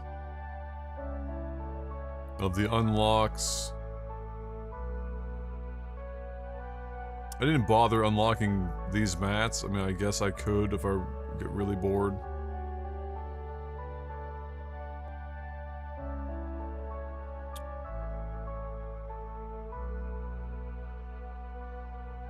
Oh, I can do these. Boom. Boom.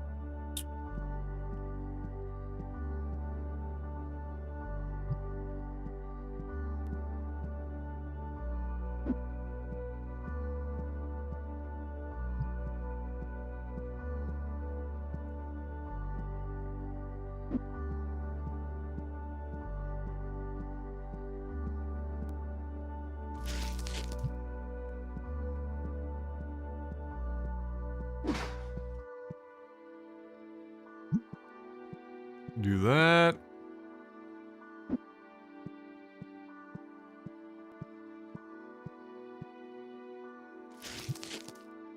Get that in there.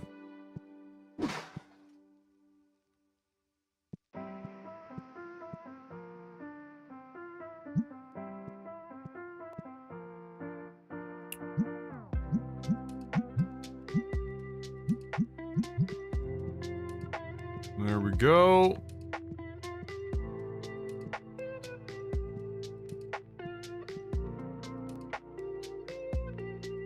I did get a chance to sit down with the devs on inspecting cards, and the answer is extremely unlikely to happen, but not because they don't want it. So the reason inspecting likely won't happen is it would require cards gain an ID prior to grading. Currently they're just a bulk item, no different to a pack on the shelf, and only gain an item ID once graded. Okay. Well...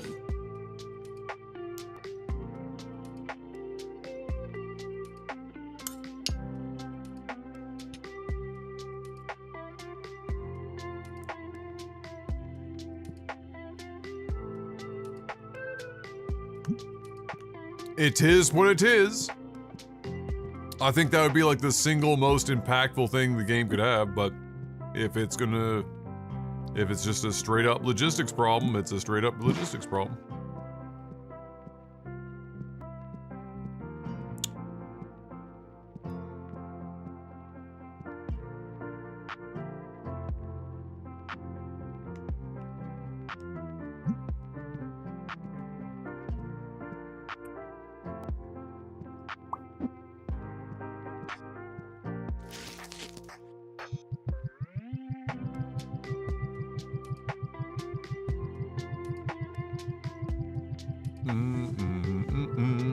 Well, I mean, there's always a solution to everything when it comes to programming. It's not that it's not possible, even in a roundabout sense. That's more of a, it would take so long that it would, and we don't have the man hours available without it being a detrimental impact to,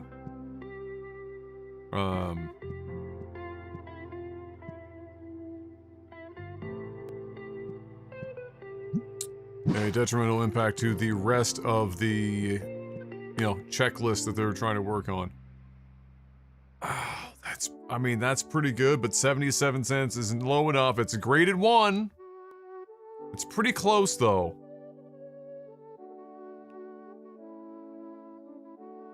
I mean, that's down there. Nah. I almost want to keep this thing just this one card. Like an entire case just for one card. Does seem like it's an even better meme. That, and I feel like it would take them off the rope. That's what I mean by, like, if we did, it would be a detriment to the rest of the checklist we were wanting to work on. Like the roadmap.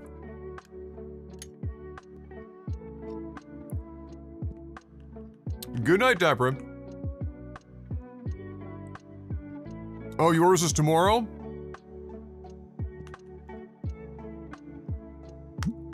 Exciting. Godspeed.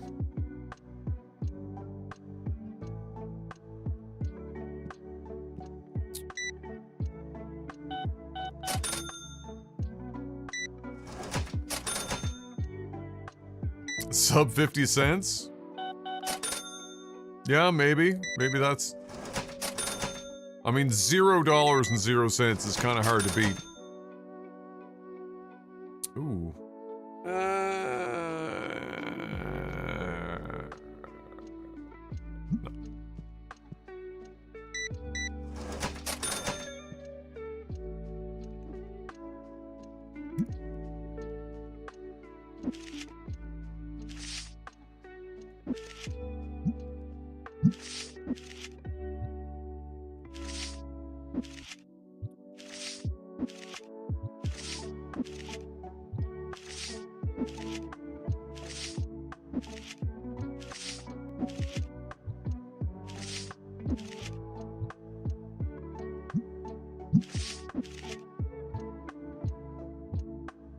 Ooh.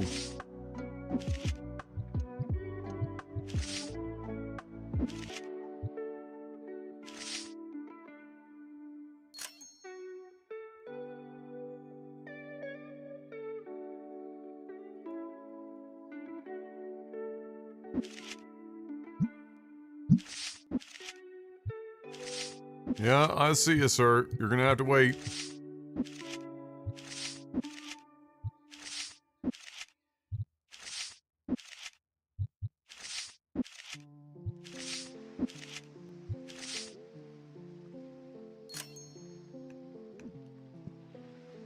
Sorry, ma'am. My bad. Oh, look at that. We're back up to an all-time high of 4.86.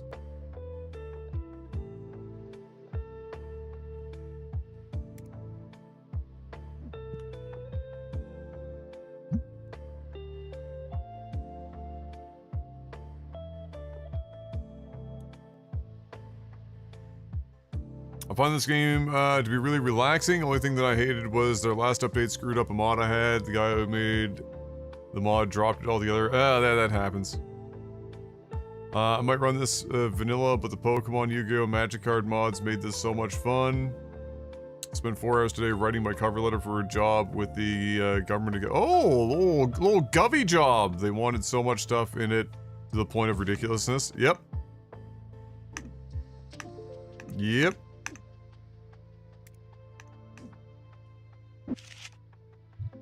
They do be like that, though.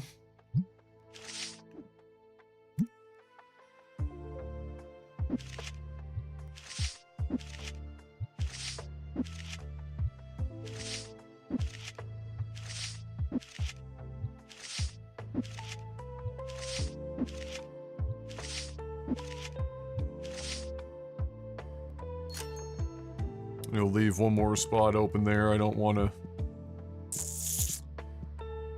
have no extra room for thing. Oh my god, that's an all-time low. 2,800? That's crazy work. Wow.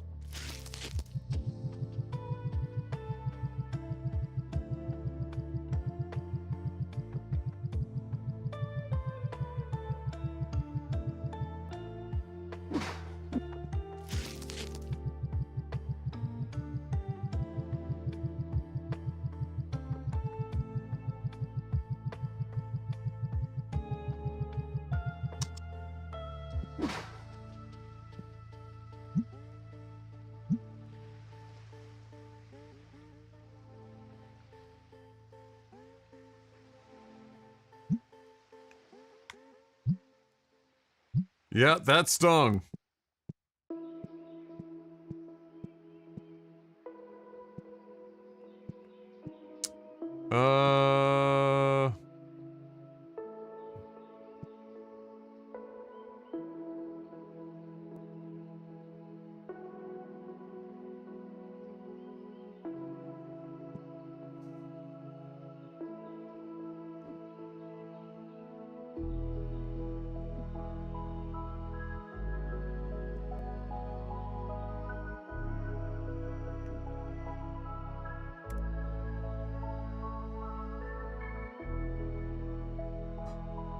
How many playmats are I don't have? 1, 2, 3, 4, 5, 6,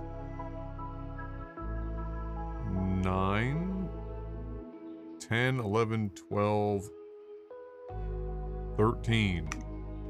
Why are there so many playmats?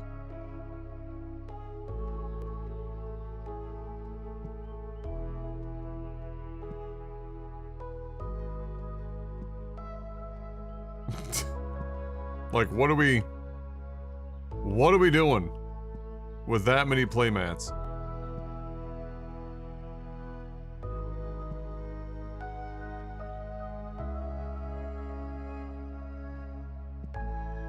No, this is the original layout. I mean, in terms of, like, the variety of playmats, like, that's just an endless field of fucking playmats. It's kind of crazy. Oh, wait, how the fuck did this get here? Is that another remnant of... Okay, hold on.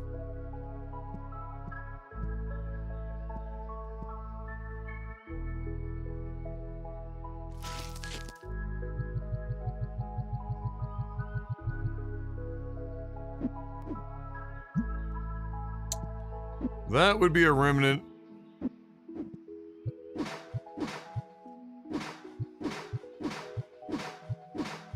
Of when I had accidentally let people stock shelves without tags.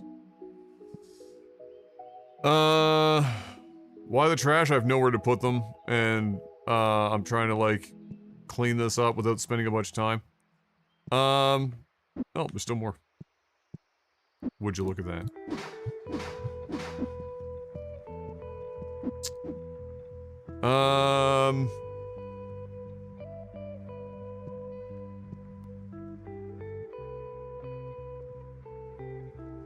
Yeah, you would literally need a whole two-sided shelf just for playmats.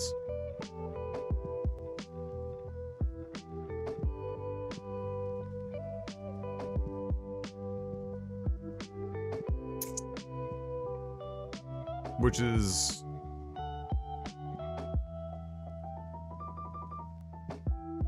kind of crazy.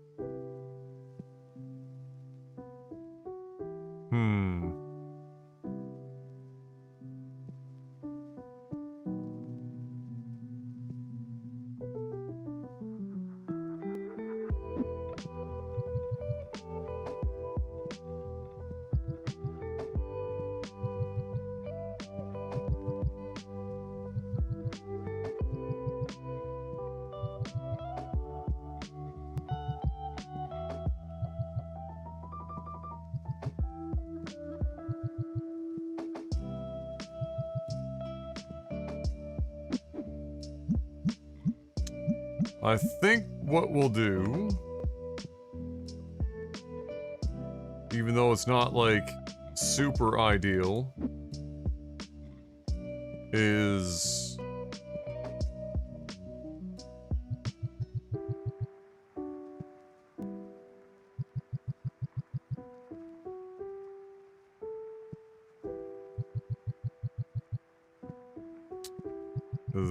this.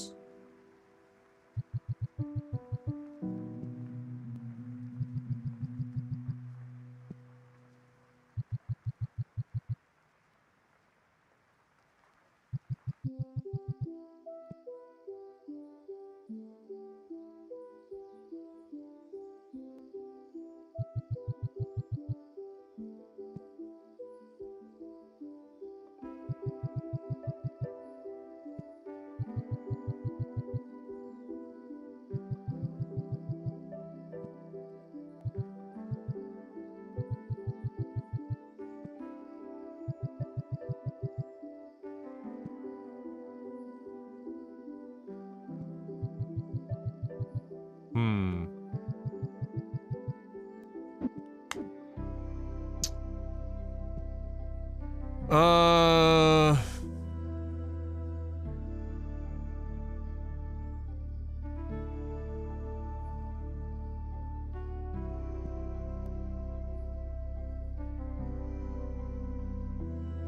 Fuck. You know what?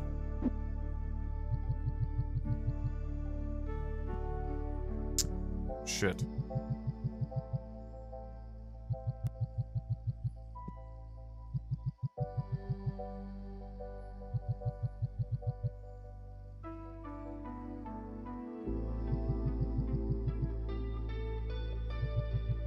You know what makes more sense?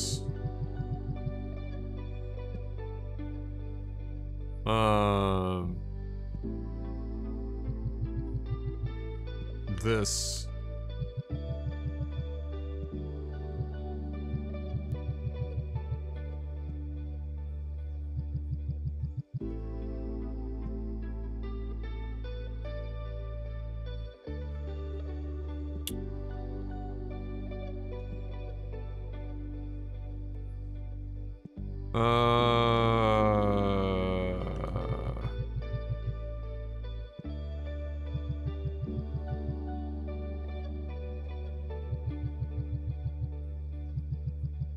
It's weird because the colors aren't the same order for this series. But I think this is good. This'll allow me to end cap with these.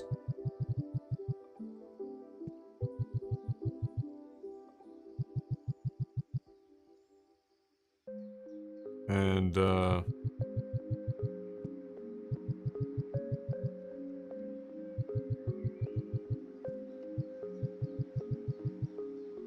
this is gonna get weird. I'm just gonna, even though it's not the right order, I think you just have to fucking color code it, right? There's just, you can't. That's gonna be super dumb. Because the thing is, green is in the middle of both, so yeah, that would be just.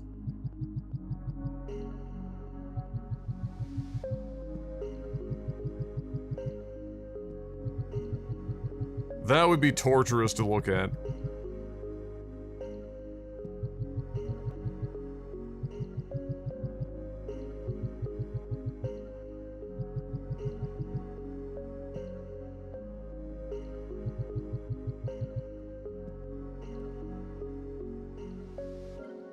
Oh shit.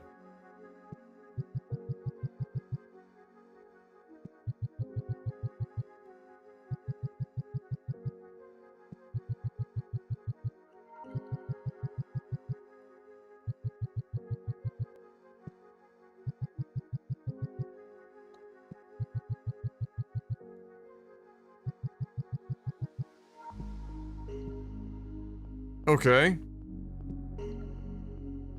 Now.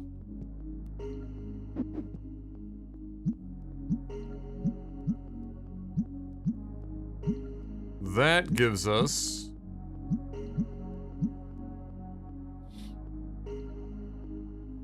more space for these play mats. But the other thing I have to keep in mind too is, do I want to have to like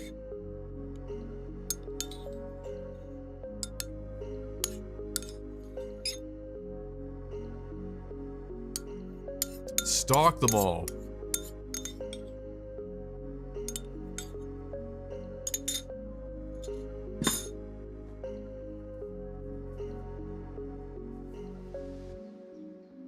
Because if we're...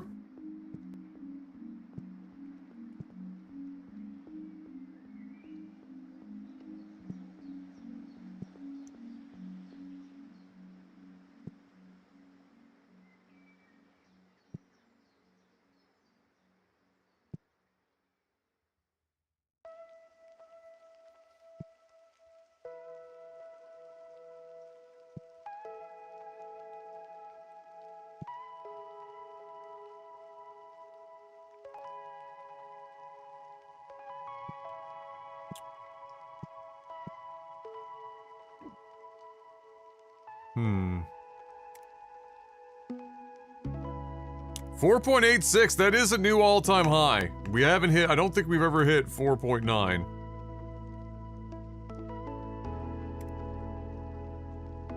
Alright, we also don't have, like, any of this shit.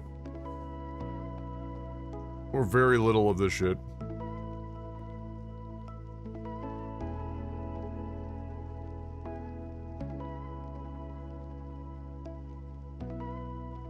I've got enough room for one more...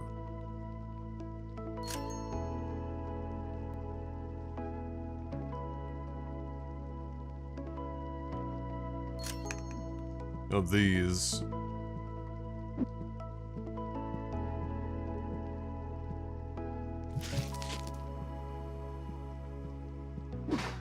Although, like, I could technically keep more, but I'd have to get rid of these boys, a couple of these boys, but I don't think I will.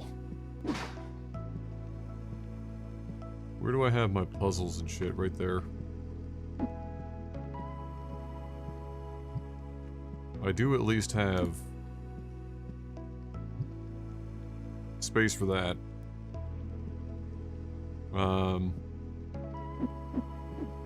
Anything above 474 is functionally identical unless you have not hit but have 5. Yeah, oh no, I don't give a fuck about the store rating. It fluctuates like crazy every day. I care about it insofar as that it'd be neat to have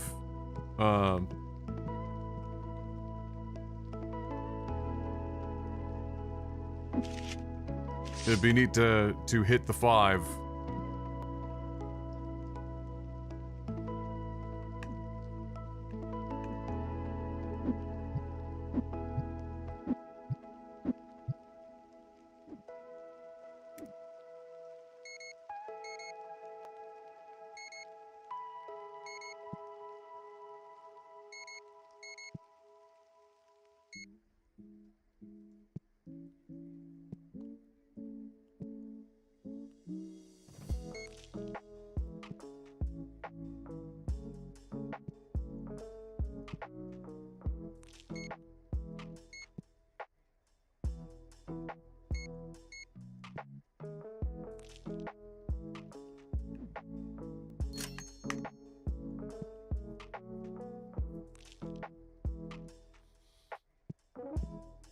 Okay, so those are back on. So, I mean, we can technically get now... Even with this, we can't get every playmat remaining, because there's 13, and that gives us 12 spaces if I only dedicate one space each. I'd have to, like, reduce the space that, These are the playmats here, aren't they? Yeah. And I just dedicate one per. I'd have to, basically have... Let's see.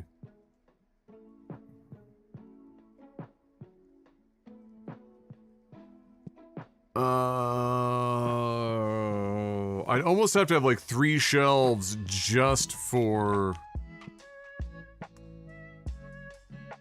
playmats.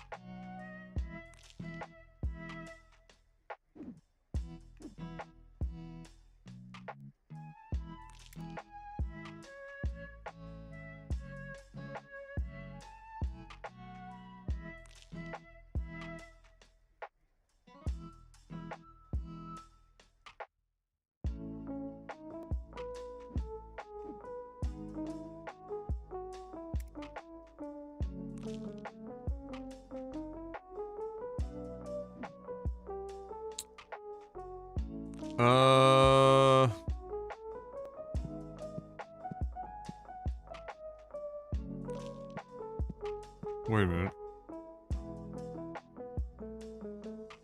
Oh no, I would need to have 3. I only have 2 spaces here. I was gonna say I could clear those out, and then that would give me a fair amount there, but of room to work with.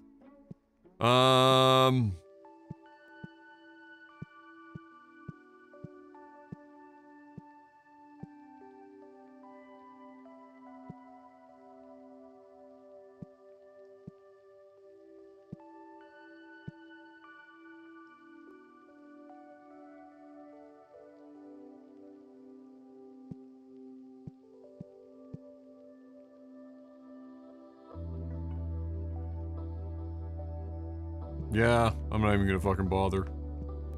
At least this is more organized, but yeah, I'm not even gonna fucking bother.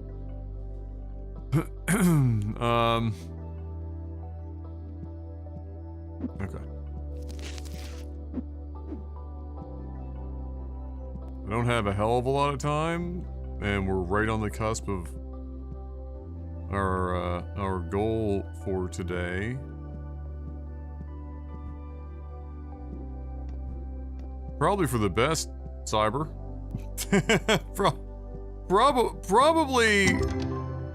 Probably for the best. Wow, did we just get 2 fucking absolute duds in a row there? Holy shit.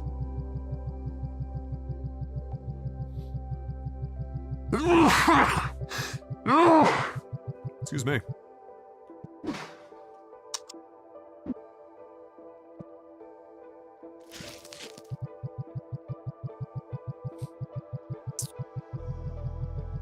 "50 consecutive coin flips? Easy.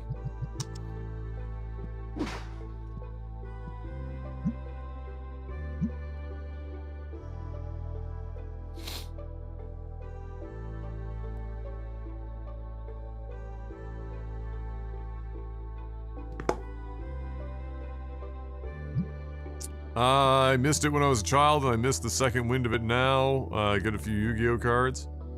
Yeah, I mean, you know, it hit me for Pokemon when I was a kid, but then that was it, really.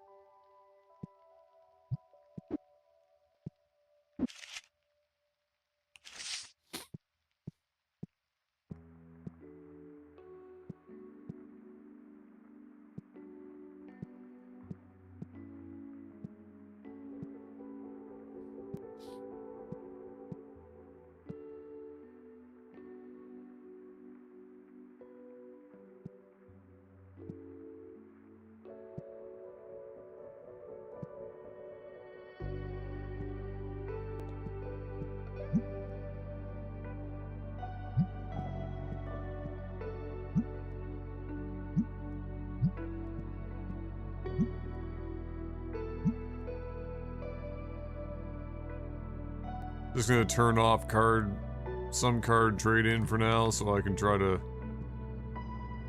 get these going. There you go, big lad. Get in there.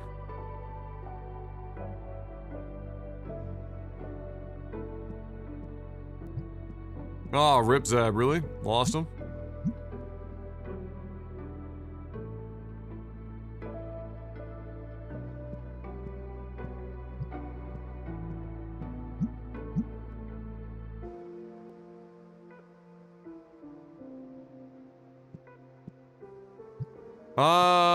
Here's an idea for you to pass on, Super. Let people choose what style, like, what one of the, like, you can choose this kind of, like, these ranges and whatnot, but an easier way to, like, filter to, like, what kind of box you want to actually bundle.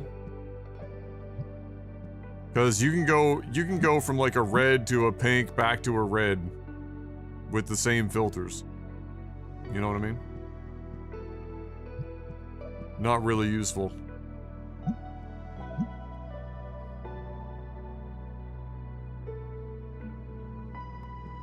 We're working on it already? Fantastic.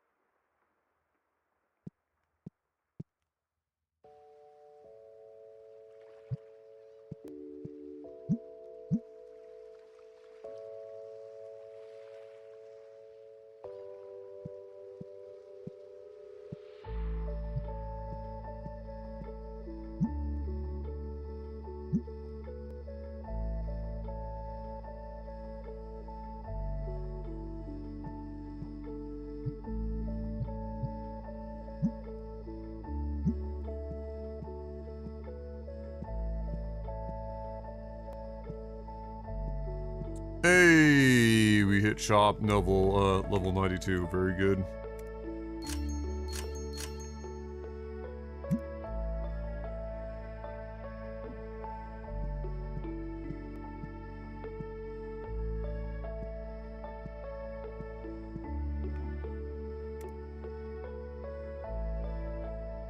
No, I didn't expand over here yet.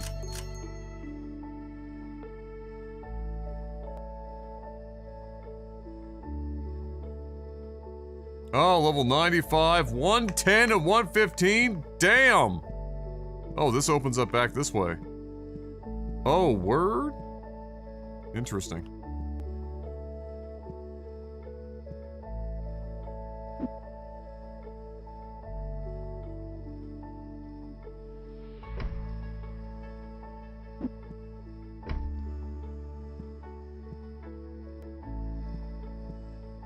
Interesting.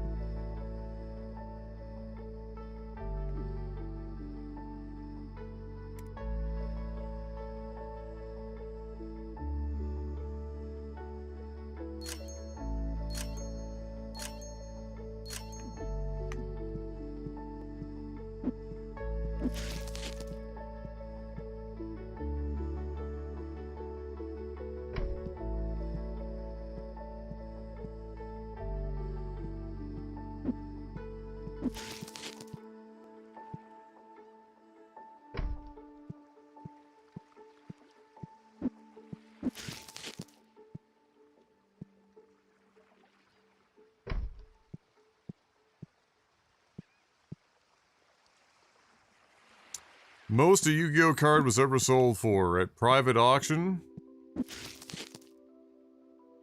and not on a website.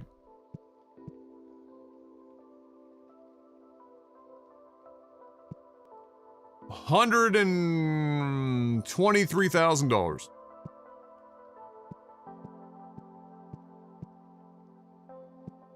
It's my guess.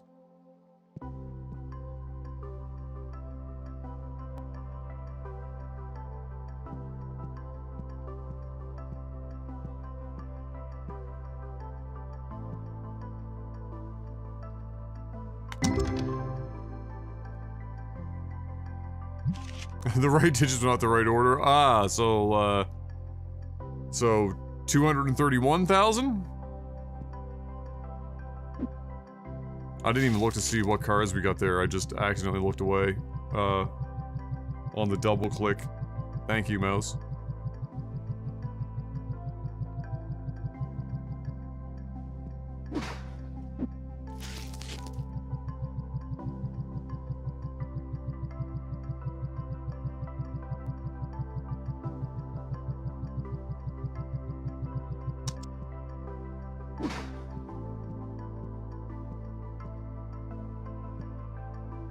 Oh, the Make-A-Wish Foundation. Yeah, I was gonna say, that's what that sounds like. That sounds like a Make-A-Wish,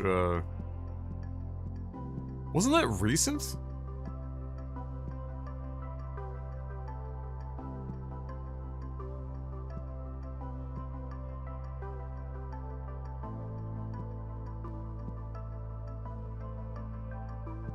$300,000. Damn! Let's go. You almost fully automated it? Oh, I could, yeah, I'm basically, I mean, I could, other than, like, you can't really automate, I don't think you can tell your employees to do the, like, card trades. But we're, I mean, if I want to do full automation, yeah, we're all ripping. Hallie, how you doing, big guy?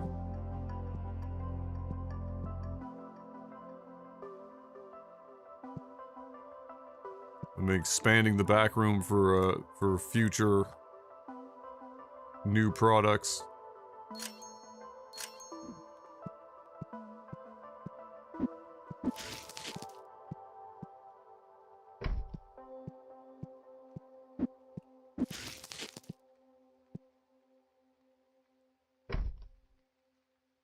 Ooh, can you get? Oh, you can.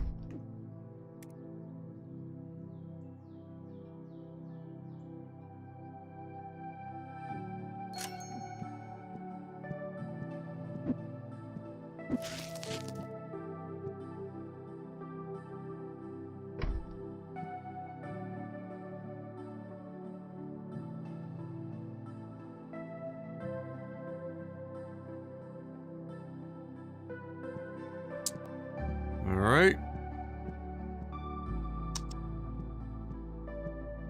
I love the full line of people at the cash register and the owner is running around jumping on tables. Exactly. Where the hell did he go to, like, refill the,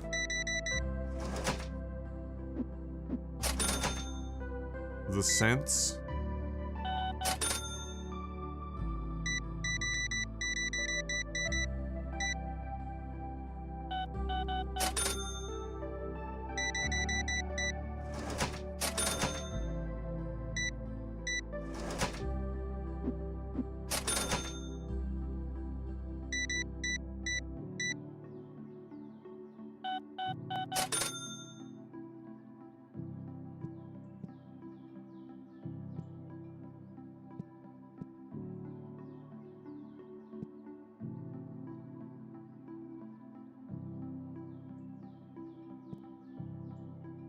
My boy got a tick here? It's like he still thinks he's at the register?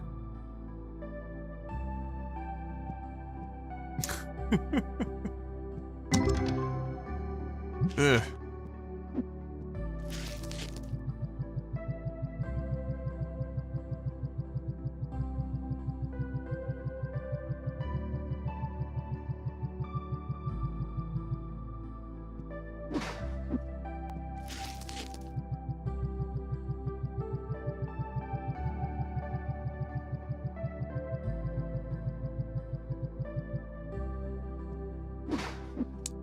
I think I'm gonna add a third. We'll add them though. A third machine. 4 is, I think, too many, but.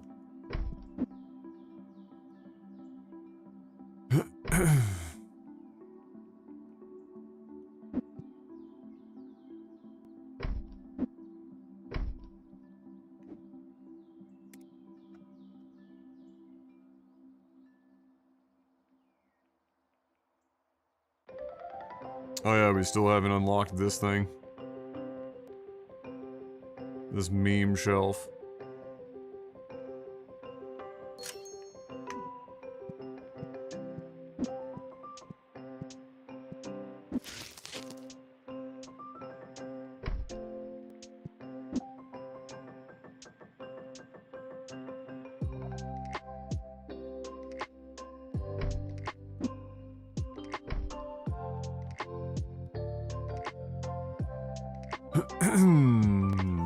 This game has had some hella updates since I last played it. Yeah, I apparently got in not long after they had done some pretty big changes or updates. And I'm just getting to the end of basically what I would consider, you know, the available content that I'm interested in interfacing with.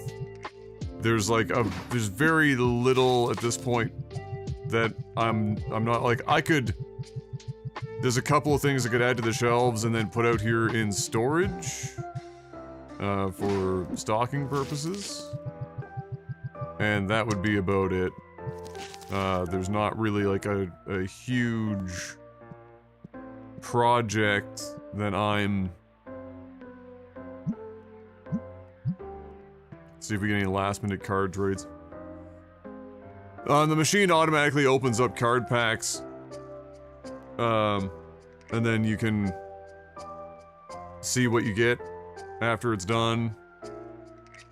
So when you get to a certain, you know, store size, you need to kind of keep, or you want to kind of keep a certain amount of singles out on the tables, the single ladies. And, in order to kind of keep up with customer demand, typically you end up wanting to have some of those going. Because if not, you're basically just going to be opening packs until your eyes bleed. Sound crackling on my mic? Word?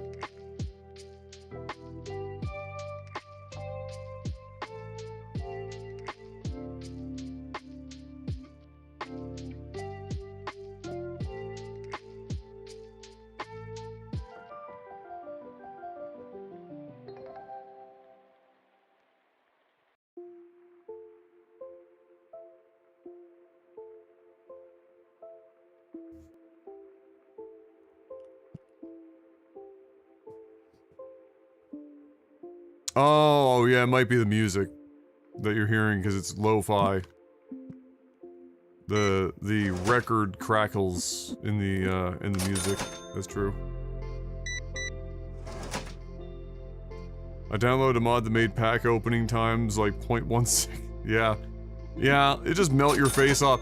Like, I do enjoy occasionally opening up some packs, but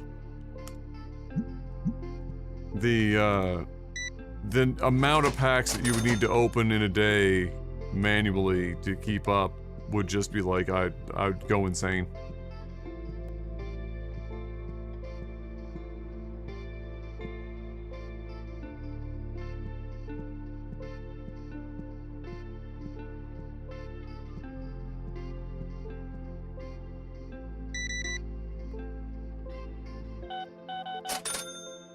Like I said this a few streams ago, but I think that like a really cool place for this kind of a genre game to go would be like smaller, more efficient, cozy shop where each transaction is a little bit more meaningful and you have to be putting a little bit more thought into things. When you go the route that this game is going, it turns into a spreadsheet simulator at some point and everything just becomes automated. So you're not really playing the game after a while in the sense that you are when you're first starting, because when you're first starting you have no employees, you have limited products, you're putting everything on the shelf yourself, you're setting all the prices yourself, you're opening all the packs yourself, you're doing everything at the cash register yourself, whether it's the product sales or if it's card trades, you're doing all that stuff yourself. And then you know, as the game progresses and whatnot, it's kind of designed that, you know, automation in various ways takes over.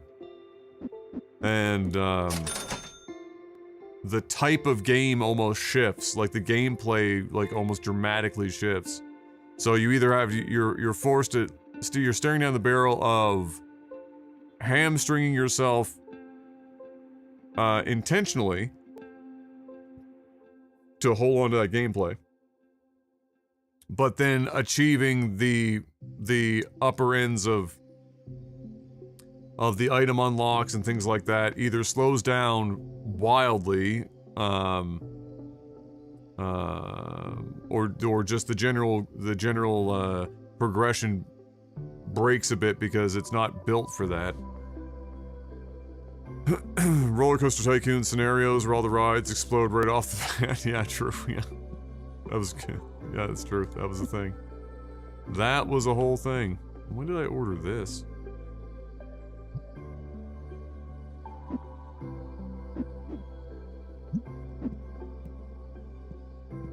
How the fuck did this get ordered?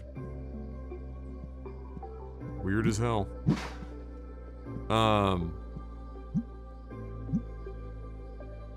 Yeah, scenarios would be kind of cool. For sure. That would help quite a bit, having like little scenarios and stuff.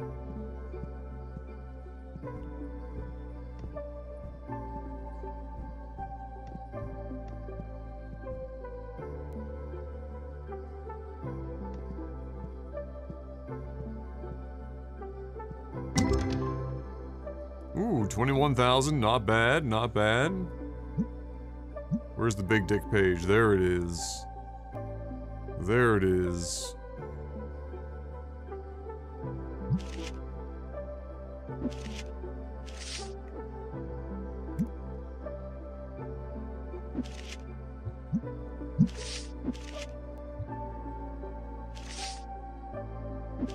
This should be easy to some degree, Super.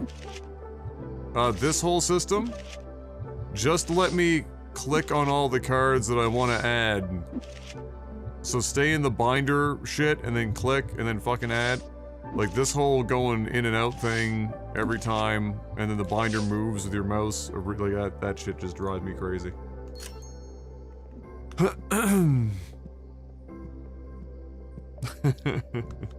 Just drives me crazy.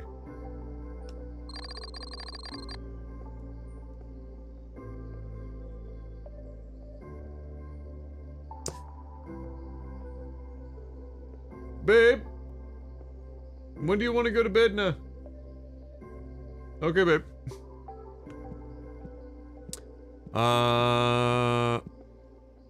Alright, well, that's gonna be... That's gonna be the end of her for today, ladies and gentlemen. I wasn't sure if we were just staying up later because there were, you know, she was napping earlier, but yeah, it's all I got time for today.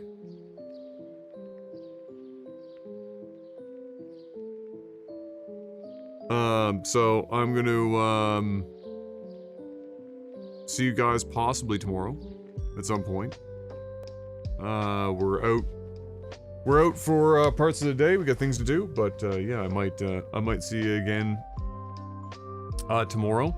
I think this was our last TCG stream, for a while. I think we've kind of just, you know, we've peaked for what I'm interested in accomplishing with the game. You know, we hit, you know, we got, you know, we can get all the way up to like level 115 to absolutely unlock everything, but like, I don't really care about most of what's being unlocked. The store is running really well. We've got everything stocked well. The you know, our stockroom system is working well. Everything is great. So we can just leave this, I think, for a while until they've got like another few updates to really add more to it. Like organized tournaments not going to likely bring me back unless this is like a very. I'd have to see what this even entails. Don't care about random events. The difficulty mode doesn't mean anything to me. Product types. Maybe. Yeah, that's probably relatively up. Yeah, maybe. Shelf and table types. Debatable. Unless I can change things in situ. Because right now there's no good way of changing what you have. Like, you've got fucking 700 things on this one shelf. And you're gonna be like, oh, I gotta like buy the shelf and then like stand there and fucking move along. No. More TCG types.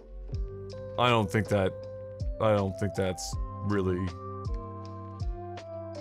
particularly necessary. And then the playable TCG, I mean, that's a million miles away.